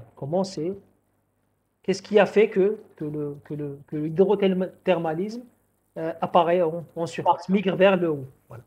Monsieur, la température, elle augmente par la compression qui se passe. C'est l'effet mécanique, c'est-à-dire la température, elle est surtout, elle est là. Même là, qu'il y a la température. Même là, c'est une zone parce que le fluide a donc, exactement. Voilà. Donc là, c'est plutôt un effet mécanique qui fait que la porosité varie. C'est plutôt l'effet d'un séisme. L'effet d'un séisme. La bête de les compressions. Voilà. Merci. Donc, de rien. Donc vous voyez qu'un séisme peut faire varier la porosité d'un événement sismique. Un événement sismologique peut faire varier la porosité d'une roche. Voilà. L'histoire, la tectonique de la région vous pouvez la coupler aux variations de porosité. Donc, je vais continuer. Voilà. Donc maintenant, on a terminé avec ces histoires de porosité. Donc la porosité, c'est l'une des propriétés physiques d'une roche. Vous voyez que les domaines sont assez vastes. Hein. Les domaines d'application, on peut aller du simple calcul d'une porosité au laboratoire vers l'évaluation d'un réservoir en hydrocarbures, vers la compréhension d'une tectonique, d'un événement tectonique particulier. Donc les domaines d'application ou les domaines d'analyse de cette propriété physique, il est très très large. Voilà. Donc ça dépend bien sûr de votre spécialité, du cadre du cadre physique auquel vous étudiez, ou là au problème géologique que vous étudiez. Donc l'analyse dépend de ce que vous voulez étudier à la fin. Voilà. Donc soit un séisme, soit dans le domaine pétrolier ou dans le domaine de l'hydropétrologie, dans le domaine, soit vous l'appliquez dans le domaine, soit dans le domaine tectonique, soit dans le domaine sismotectonique, soit dans le domaine paléo-sismologique, etc. Donc, les gens, si vous avez des questions aussi, je suis prêt à répondre. Sinon, j'en passe à autre chose. On passe à une autre propriété.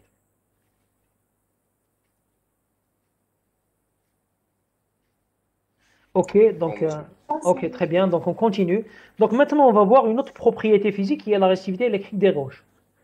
La résistivité d'une roche, vous allez voir que la résistivité d'une roche dépend aussi ou peut être connectée à la perméabilité, à la circulation des fluides fines roches, etc.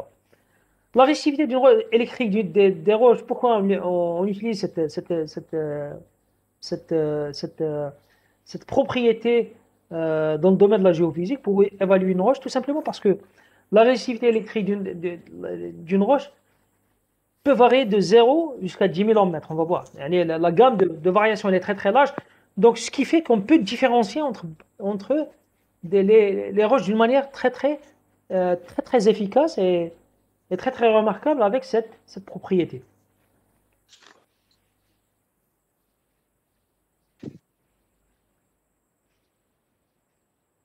Qui dit électrique, l'électricité. Électrique, donc on va associer les propriétés électriques au calcul de la résistivité d'une roche. Voilà. Maintenant, la résistivité de la roche, elle est connectée à ce qu'on appelle la résistance. Voilà, à la résistance d'une roche donnée. La résistance, c'est qui va résister. Maintenant, une roche, comme une roche solide, vous pouvez avoir une roche moins résistante. Une roche qui a subi des événements sismologiques, des séismes, va être moins résistante. La résistivité va diminuer, ce qui fait que la résistance diminue, ce qui fait que la résistivité électrique diminue aussi. Maintenant, je connais l'idée de la relation entre la résistance d'une roche et la résistivité électrique, c'est Ohm. Donc, Ohm a mis on exerce une loi, donc il a défini une loi qui lie la résistance d'une roche, qu'on note ici grand R, à la résistivité électrique qui est ρ. Donc vous voyez que la relation entre les deux, c'est une relation linéaire. Donc quand la résistance augmente, automatiquement la résistivité électrique augmente aussi. Donc, qu'est-ce qu'on vous dit ici? On vous dit que la résistivité est la résistance ohmique d'un cylindre de section S et de longueur unitaire L. La résistance d'une roche, elle est en fonction de sa résistivité électrique, mais elle est en fonction aussi de la dimension de l'échantillon. Un échantillon. C'est pas le contraire. C'est pas ça veut dire la résistivité, elle est en fonction de la résistance. La même chose, vous pouvez par exemple prendre la résistivité d'un matériel donné et puis calculer avoir ρ qui va être égal à R fois A sur L, c'est la même chose. Donc c'est une Ah oui, c'est par rapport à le canon. Comme une équivalence entre les deux. Donc le principe d'équivalence, généralement en termes physiques, on dit que la relation c'est une relation de causalité, de cause à effet, d'une causalité entre les deux. C'est une cause à effet. Maintenant la résistivité d'un matériel, lorsqu'il diminue, automatiquement la résistance diminue. Vous êtes d'accord avec moi? Oui. Monsieur, donc oui. La résistivité, c'est l'inverse de la résistance. Là, c'est pas l'inverse de la résistance, au contraire. Au contraire, la résistance, elle est égale à un facteur. زيد la résistance, زيد la résistivité. شوف اسمع مليح. نعطيك un exemple simple. La résistance d'une roche, elle dépend de la résistivité du matériel. La résistivité électrique, elle dépend aussi de la dimension de l'échantillon. Par exemple, si tu veux comparer entre deux échantillons, deux roches. Par exemple, les graviers, un échantillon de gravier, un échantillon les calcaires, par exemple. Tu veux calculer la résistivité de les deux. Qu'est-ce que tu fais? est-ce que tu vas prendre les mêmes dimensions, l'échantillon qui يكون كيف كيف ولا ما يكونش كيف كيف؟ Il y a la même dimension là. نو ماشي كيف كيف ماشي كيف كيف كرافي صغير والاخر. لا اسمح لي كي دير اون كاروت تحكي ما فوراج تحكي ما فوراج اون كاروت ما بيش علاش تدي لو كاروت كي دير كاروطاج يخرجوا كاع كيف كيف تحكي ما ليشونتيون تاع لاروش تاعك. لو كان ليشونتيون il n'est pas le même il n'est pas le même تبع مليح. ليشونتيون ما عندوش الميم فوليوم il n'est pas le ما عندوش الميم ديامتر ما عندوش لا ميم لونغور. دونك لا ريزيستانس اللي حتسيبها elle est influencée par la... Elle ne sera pas la même. Absolument. Donc, vous ne pouvez pas comparer entre les deux. différente même ما تكون كالكار ولا Très bien. تكون كالكار تحكم لي كالكار كيما قال les mêmes calcaires. Mais au lieu de prendre un échantillon centimétrique, تحكموا un échantillon كبير millimétrique. وتروحوا تكالكوليو عباك لا ريزيستيفيتي سهله باش تكالكوليها. تحكي ان كورون ترمي ان كورون تحسب une différence de potentiel. Après on va voir. يعني la résistivité électrique va être égale à rho va être égale à delta V sur I. Donc elle dépendra du courant et de la différence de potentiel. Voilà.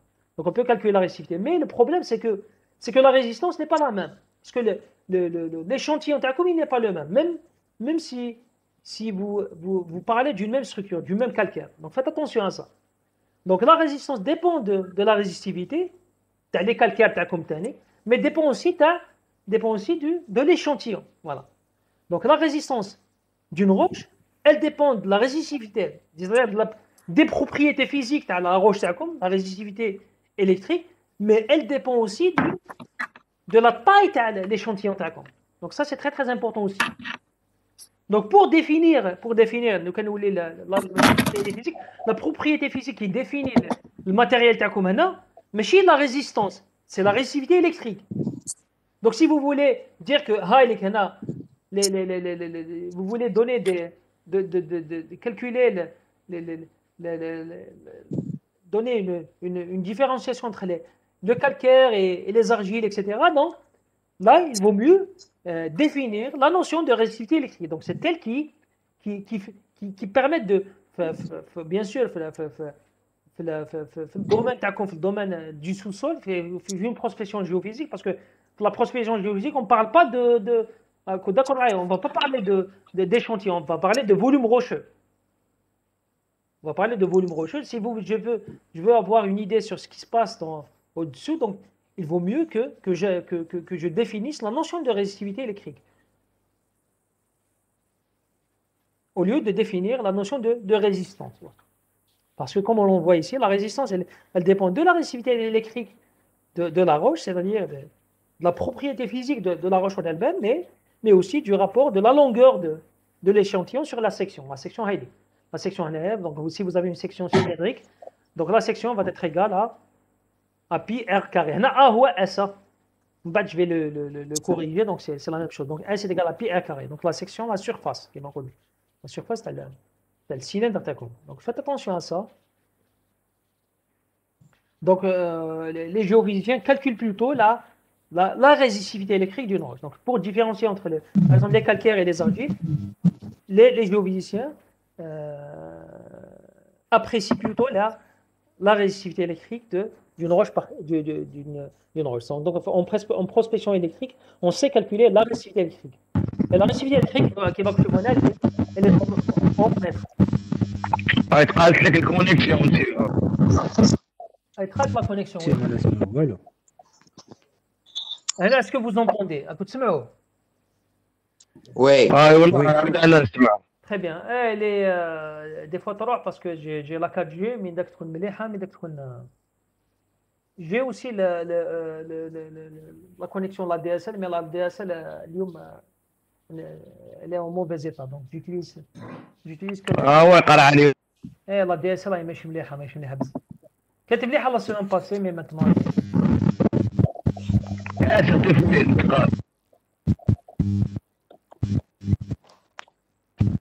oui. Donc s'il vous plaît كاين parasites, oui.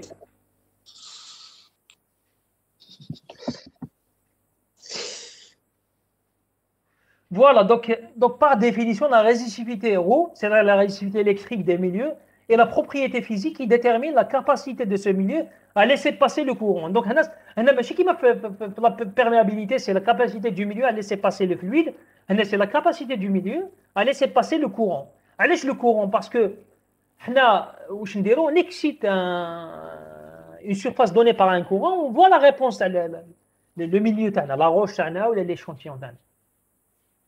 Donc la résistivité électrique et la propriété physique qui détermine la capacité de ce milieu à laisser passer le courant électrique. Faites attention à ça.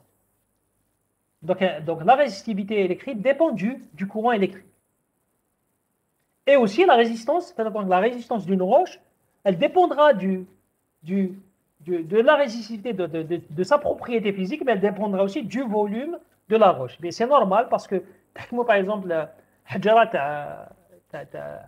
calcaireuse ولا une roche calcaireuse, la résistance ماشي كيف تحكموا حجرات تقدروا تكسروها بمارطو، مي une roche كبيره اللي عندها فوليوم كبير ما تقدروش تكسروها بمارطو. Donc la résistance, donc là il faut faire attention entre les deux entités, faire la différence entre la résistance d'une roche et sa résistivité. Voilà. Donc si vous voulez définir les propriétés d'une roche, différencier entre une roche et une autre, donc il vaut mieux calculer sa résistivité électrique.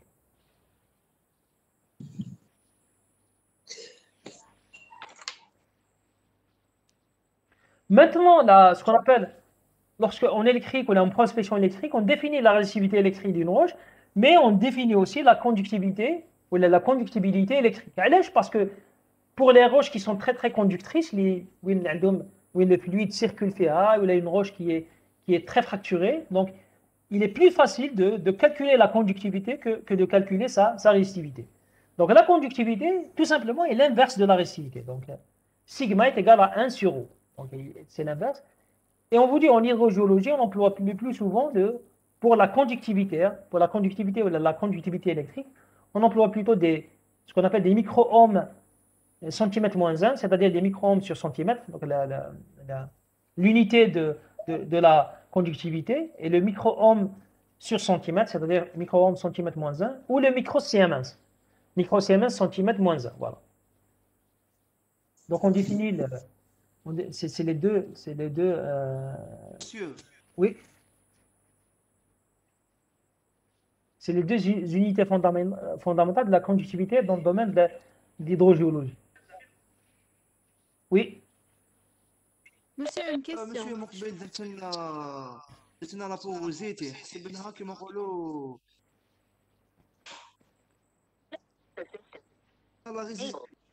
لا ريزيستيفيتي هذه كيفاش نحسبوها مع لي روش. La résistivité on la calcule. شوف la résistivité on la calcule سهل.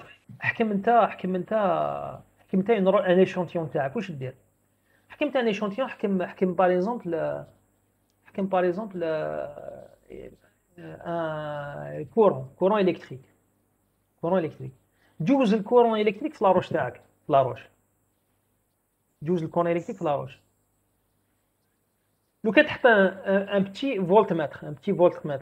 Le voltmètre راح تحسب une différence de potentiel. كتحسب الفولتمتر تشوف une différence de potentiel في لا روش تاعك. Donc واش معناتها il y a quelque chose qui a changé. Donc à partir de là, à partir du courant injecté, les calculés ou de la différence de potentiel que tu vas recevoir, que tu vas apprécier, on peut trouver des exemples dans tous les cas. On peut apprécier cette résistivité électrique. حاجة واحدة أخرى تقدر تشوفها أنت بروحك برك. Par exemple لو كان تحكم الباب تحطب دير الباب تحطب دير له تقدر تكون انت بلاص الفولتمتر. دونك الباب تحطب tu vas l'exciter avec un courant تحكم الكورون électrique ترميه في الباب تحطب تاعك وتمس الباب تاع الحطب. Est-ce que tu vas sentir quelque chose? ما يصرالك والو. Voilà. علاش؟ parce que الباب تحطب il est résistant. Il n'est pas ما يمشيش تريسيتي. ما تمشيش تريسيتي. Très bien. Donc il est résistant. Donc il a une résistivité élevée ou la résistivité électrique élevée.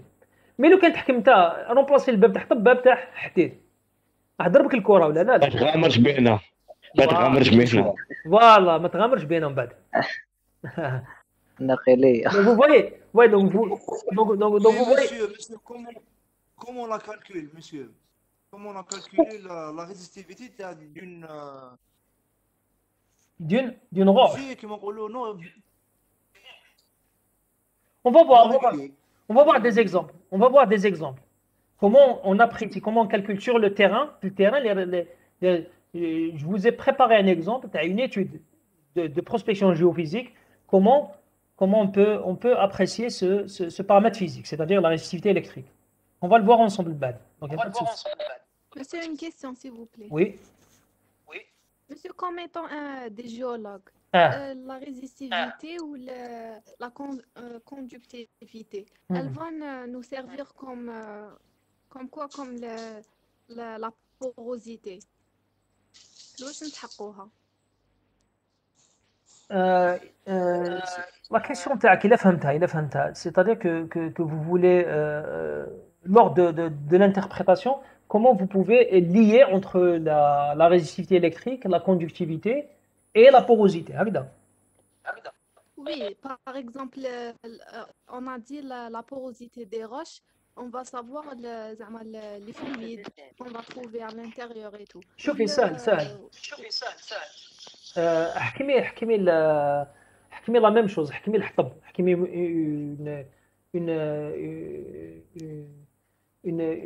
une porte en bois. احكمي الحطب. كي تشمخي الباب تاع الحطب تاعك وترمي ان كورون الكتريك في الباب تاع الحطب، يسيركولي الكورون ما يسيركوليش. Oui, il va circuler. Voilà.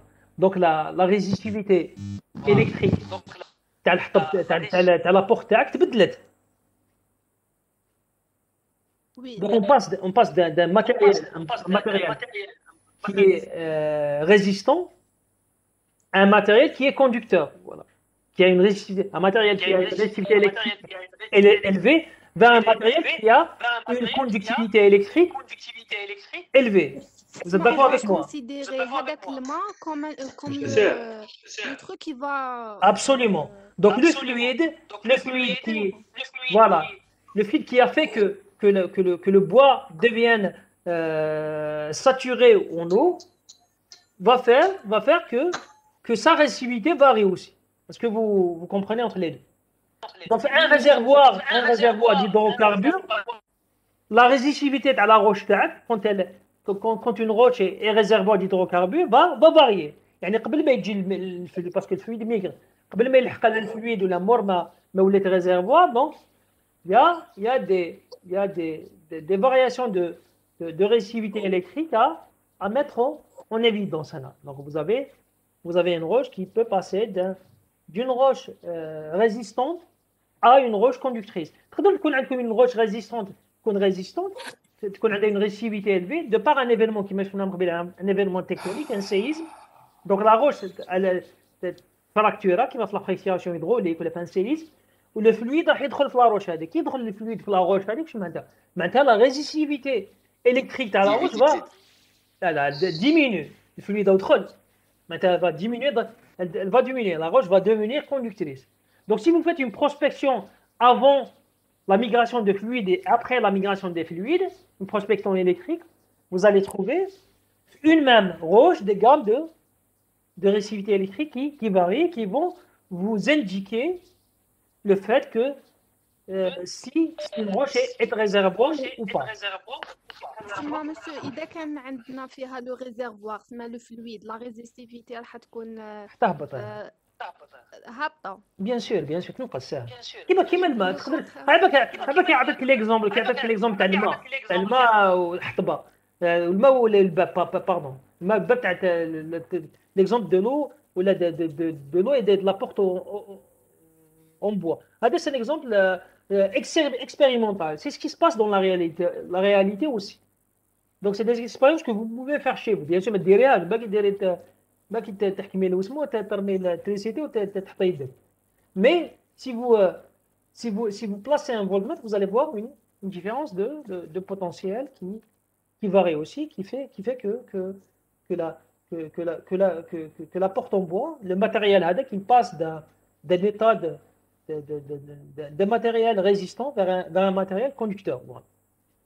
Au passage de l'eau, oui, bien sûr. C'est la même chose, c'est pour les réservoirs d'hydrocarbures.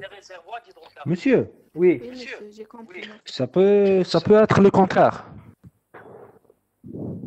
Le contrairement, le fluide généralement, il fait que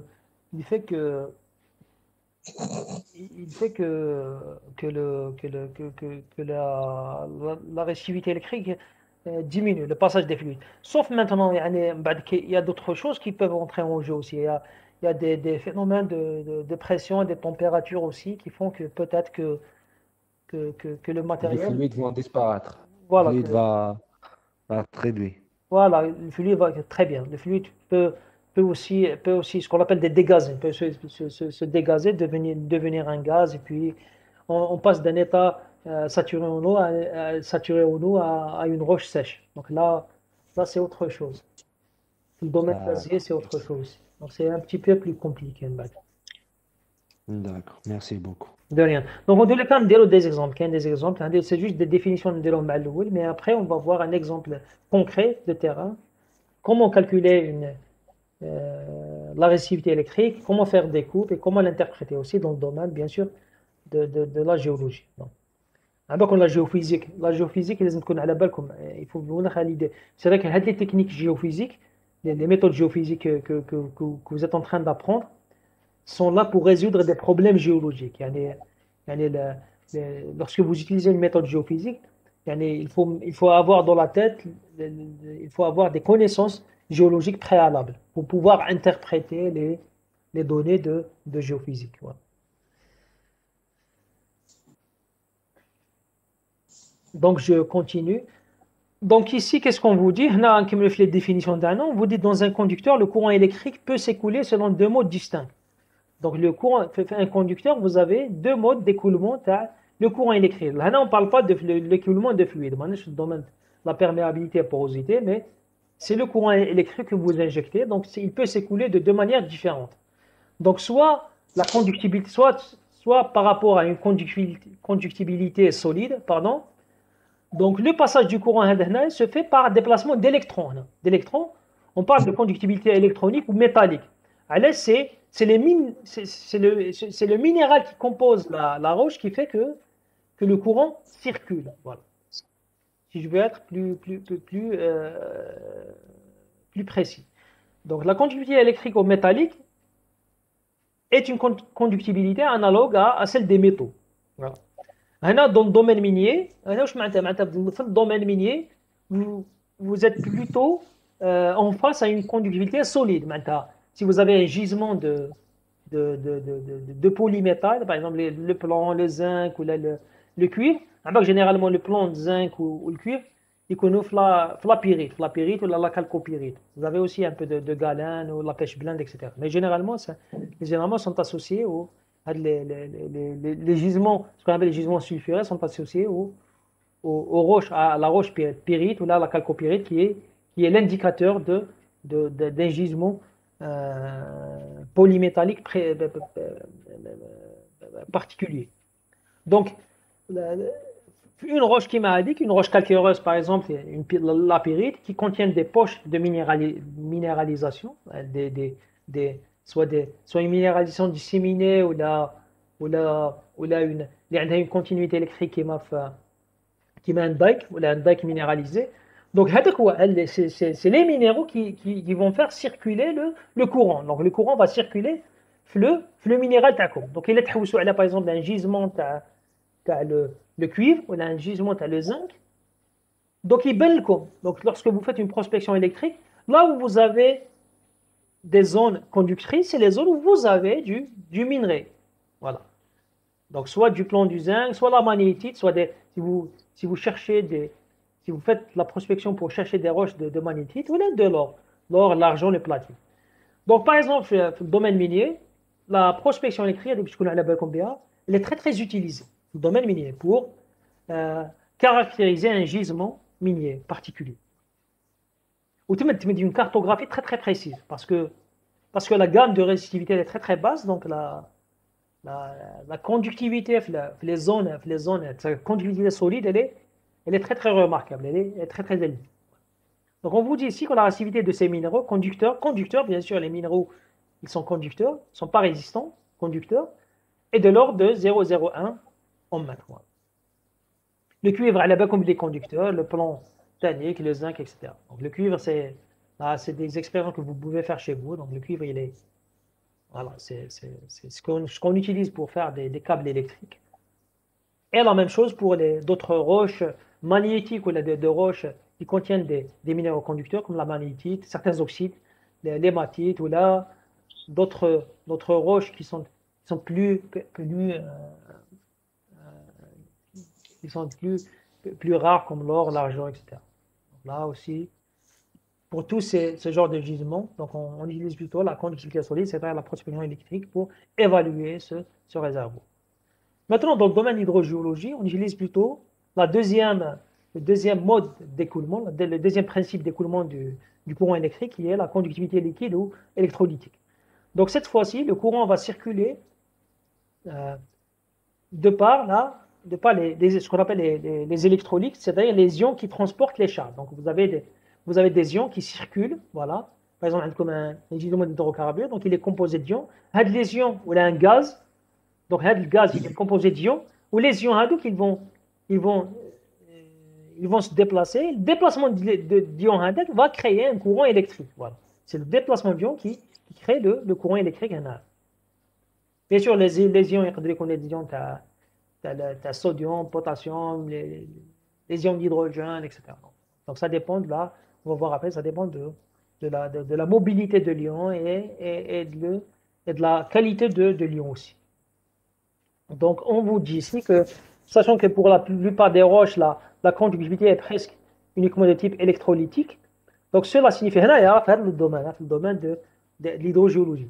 Donc cela signifie que ce sont les ions qui transportent les charges sous l'effet du champ électrique et que les roches conduisent le courant électrique grâce à l'eau qu'elles contiennent. Là, bien sûr, quand on parle de l'eau, on parle de l'eau qui est contenue dans les roches, parce que les roches, شوفوا باش نكونوا على بالكم بلي ما كاينش une roche اللي ما فيهاش الماء. Donc وشنو ça dépend du degré تاع الماء اللي في la roche.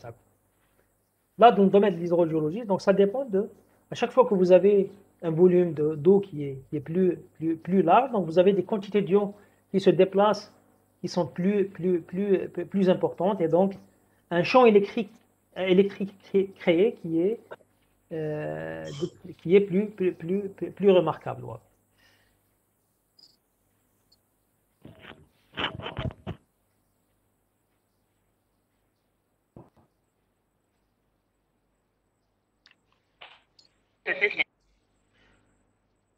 Donc ici, qu'est-ce qu'on vous dit? On vous dit que la résistivité d'une roche va dépendre donc de sa quantité d'électrolytes, donc c'est la résistivité de l'eau, et de la quantité d'électrolytes contenue dans l'unité de volume. Donc, je la résistivité d'une roche va dépendre, dans le domaine hydrogéologique, bien sûr, va dépendre de l'eau d'imbibition, l'eau qui est contenue dans la roche, voilà. Et par conséquent, de la qualité du sel dissous. Donc là, on parle de quantité de sel dissous, parce que l'eau, quand on parle d'eau dans une roche, la roche, elle peut être associée à un événement géologique océanique, domaine océanique, comme elle peut être associée à de l'eau crustale, l'eau les météoriques, les Monsieur, oui. C'est quoi l'imbibition? Imbibé, معناتها يدخل. Une mode d'imbibition, elle est imbibée, يدخل. علاش با يدخل la roche تاعكم كيما شفنا, elle occupe les pores, elle occupe les pores de la roche. Donc pour une roche qui a faible porosité, vous avez une eau d'imbibition qui est faible, mais pour une roche qui a une porosité efficace élevée, donc l'eau d'imbibition contenue, elle est plus large. Tu vois, en utilisant par exemple le chef تاعكم ou le chiffon, donc qui fait un bocal d'eau, donc Oui, monsieur. Monsieur, donc si les pores ne sont pas connectés, ça veut rien dire. si les pores ne sont pas connectés, la résistivité électrique déjà, l'eau d'imbibition contenue, elle est faible, la résistivité ROW diminue, la résistivité électrique à la roche elle diminue, parce qu'elle va dépendre de l'eau d'imbibition, elle dépend du contenu en eau. Voilà. Vous trouvez تكون forte, monsieur? Bien sûr, عندك les calcaires, حكم برك les calcaires, عندك des calcaires par exemple كومباكت يعني ما عندهم حتى فيسور، وعندك دي كالكير. نحن نحكم باغ اكزومبل لي كالكير اللي راهم في الاطلس ساريان ولي كالكير اللي راهم في الاطلس تيليان على ليميت دي دو بلاك تكتونيك افريكي اوروب. لي كالكير اللي راهم في الاطلس تيليان vont être, même si c'est les mêmes calcaires, vont être moins résistants que l'Atlas saharien. Vous êtes d'accord avec moi? Parce que les calcaires, voilà, les calcaires de l'Atlas télien, ils ont vécu des épisodes tectoniques, des séismes, etc., des déformations liées au rapprochement des deux plaques tectoniques qui font que la porosité des calcaires ou la perméabilité des calcaires ou une roche perméable, voilà, elle n'est pas compacte, mais il circule plus facilement les calcaires. Ce qui fait que la résistivité de ces calcaires diminue par rapport, vous allez trouver, même si c'est les mêmes calcaires, vont être moindres, vont avoir une résistivité moindre que par rapport aux calcaires de l'Atlas saharien. Bien sûr, les calcaires dépendent de l'eau d'imbibition. C'est-à-dire que pour les gens les hydrogéologues qui prospectent des volumes d'eau, donc la résistivité va dépendre de l'eau d'imbibition, va dépendre de l'eau d'imbibition de cette roche. Les réservoirs, même le même calcaire, un calcaire peut être réservoir de fluide, un autre peut-être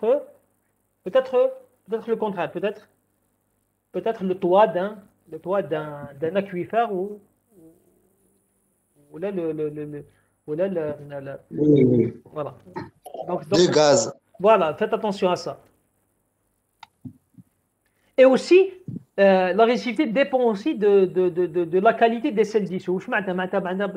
Les calcaires, par exemple, في الماء يقدر يكون الماء associé à l'eau qui est dans les calcaires les grès تاع التنس peuvent être associés à l'eau météorique, mais peuvent être associés aussi à l'eau تاع الباسsin océanique, voilà, تاع l'eau de mer. Donc Mais l'eau salée, elle est plus conductive, monsieur. Absolument. Donc si vous voulez, par exemple, تروح تحوس على الماء, faites attention. تروح الجهة c'est par exemple une certaine conductivité. تطلع شوية au nord, c'est la conductivité في une même roche réservoir qui va diminuer. Vous dites attention, هنا لو كان تحفروا هنا, ça peut être, vous n'allez pas trouver une nappe phréatique, mais plutôt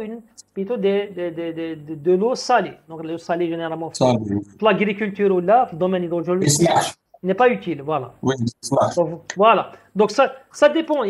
La résistivité électrique d'une roche dépend de l'eau d'imbibition, elle dépend aussi de la nature de l'eau. La nature des sels. Est-ce que c'est une. À partir de là, vous pouvez différencier entre l'eau d'imbibition, l'eau météorique et l'eau océanique qui est associée dans le bassin méditerranéen, à l'eau de mer ou à l'eau des océans, etc.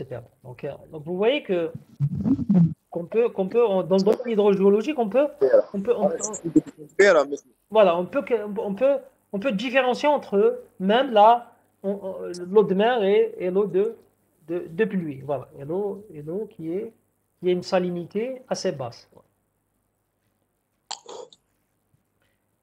Donc, qu'est-ce qu'on vous dit ici? On vous dit que de rien. Donc, ça dépend de ça, dépend de la qualité de l'électrolyte. Elle dépend aussi de la quantité d'électrolyte contenue dans l'unité de volume. C'est-à-dire, elle dépend du volume tel réservoir, en quelque sorte. كما قد صاحبكم على الغاز وكذا الغاز ثاني c'est un fluide اللي عنده d'autres propriétés, il a une viscosité etc. Donc la résistivité aussi elle n'est pas la même, elle dépend aussi كما شفنا en deuxième lieu de la quantité de l'électrolyte, c'est-à-dire du volume de réservoir. Si vous avez un réservoir تاع الماء اللي صغير ولا une roche qui est plus fracturée, نكمل مع les calcaires, une calcaire qui a un degré de fracturation élevé, donc qui laisse passer l'eau. Donc la nappe le calcaire qui est associée à ce calcaire, la nappe كبيرة, donc forcément la quantité d'électrolyte كبيرة, donc forcément ça va influencer le calcul de résistivité aussi. Donc vous pouvez différencier avec la notion de résistivité électrique entre la nature, le fluide déjà, la nature de l'eau, est-ce que c'est l'exemple de l'hydrogéologie, bien sûr, hein, entre l'eau salée et l'eau douce, mais vous pouvez aussi différencier entre un gros réservoir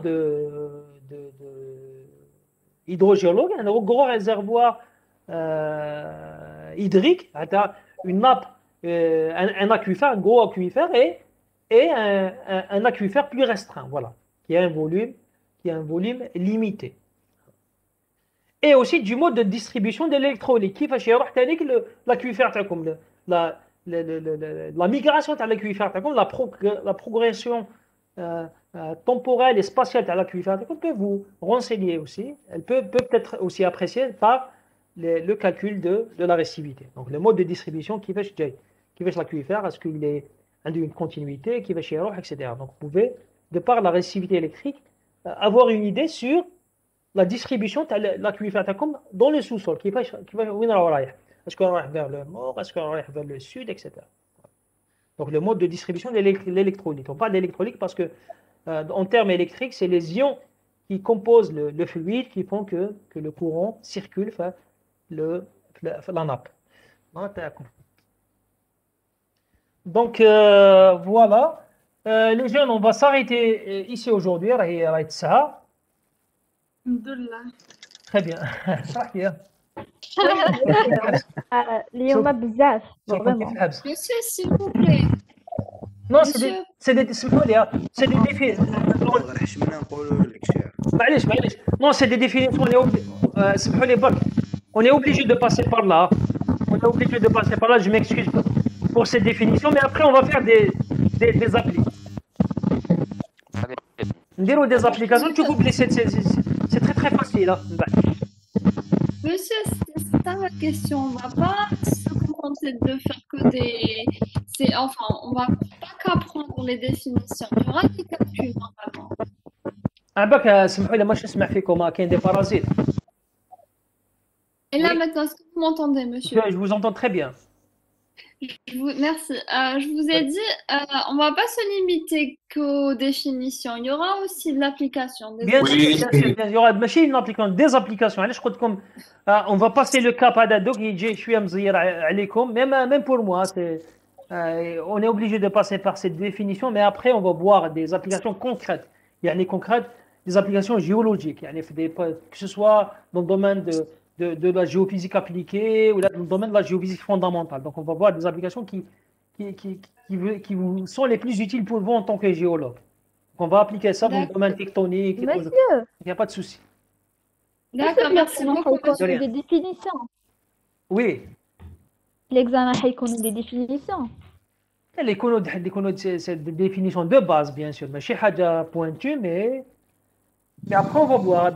نشوف على حسب la progression تاعنا في الكور نشوفوا كيفاش comment on va faire le comment on va faire le Alors quand on a des applications. Ah oui. قلت كي مليحه لو كان غير دي زابليكاسيون نيفيتيو كاع هادو لي ديفينيسيون. معليش نهار يحق ليكزامان خليك انت ديرو خير باسكو هيا تنحي لي تقاف ديرو نتايا ومن بعد نقصروا. Non, ça, ne vous inquiétez pas. Moi, je prends en considération surtout le fait de faire les cours avec sous visioconférence. Donc, on n'est pas. Donc, c'est des méthodes qui ne relèvent pas de la pédagogie. Donc sur ce, فهموا برك شوية. فهموا برك le cours. Déjà, كي تروحوا كي تفهموا حاجة خفيفة, c'est déjà pas mal pour vous. Voilà. Donc, je prends en considération le fait qu'on n'est pas en présentiel. Merci beaucoup, monsieur. De rien. Monsieur, PDF, est-ce que vous avez partagé avec nous votre PDF? Bien sûr, je vais vous partager le cours ou les vidéos à toute année. Donc, j'ai lancé l'enregistrement.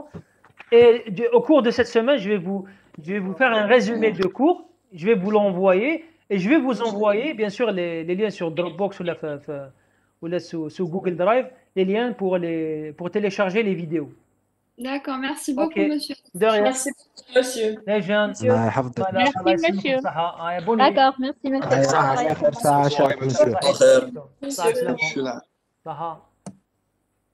Bonne soirée, au revoir. Bonne soirée. Au revoir à vous de même. Au revoir. Au revoir. Salut.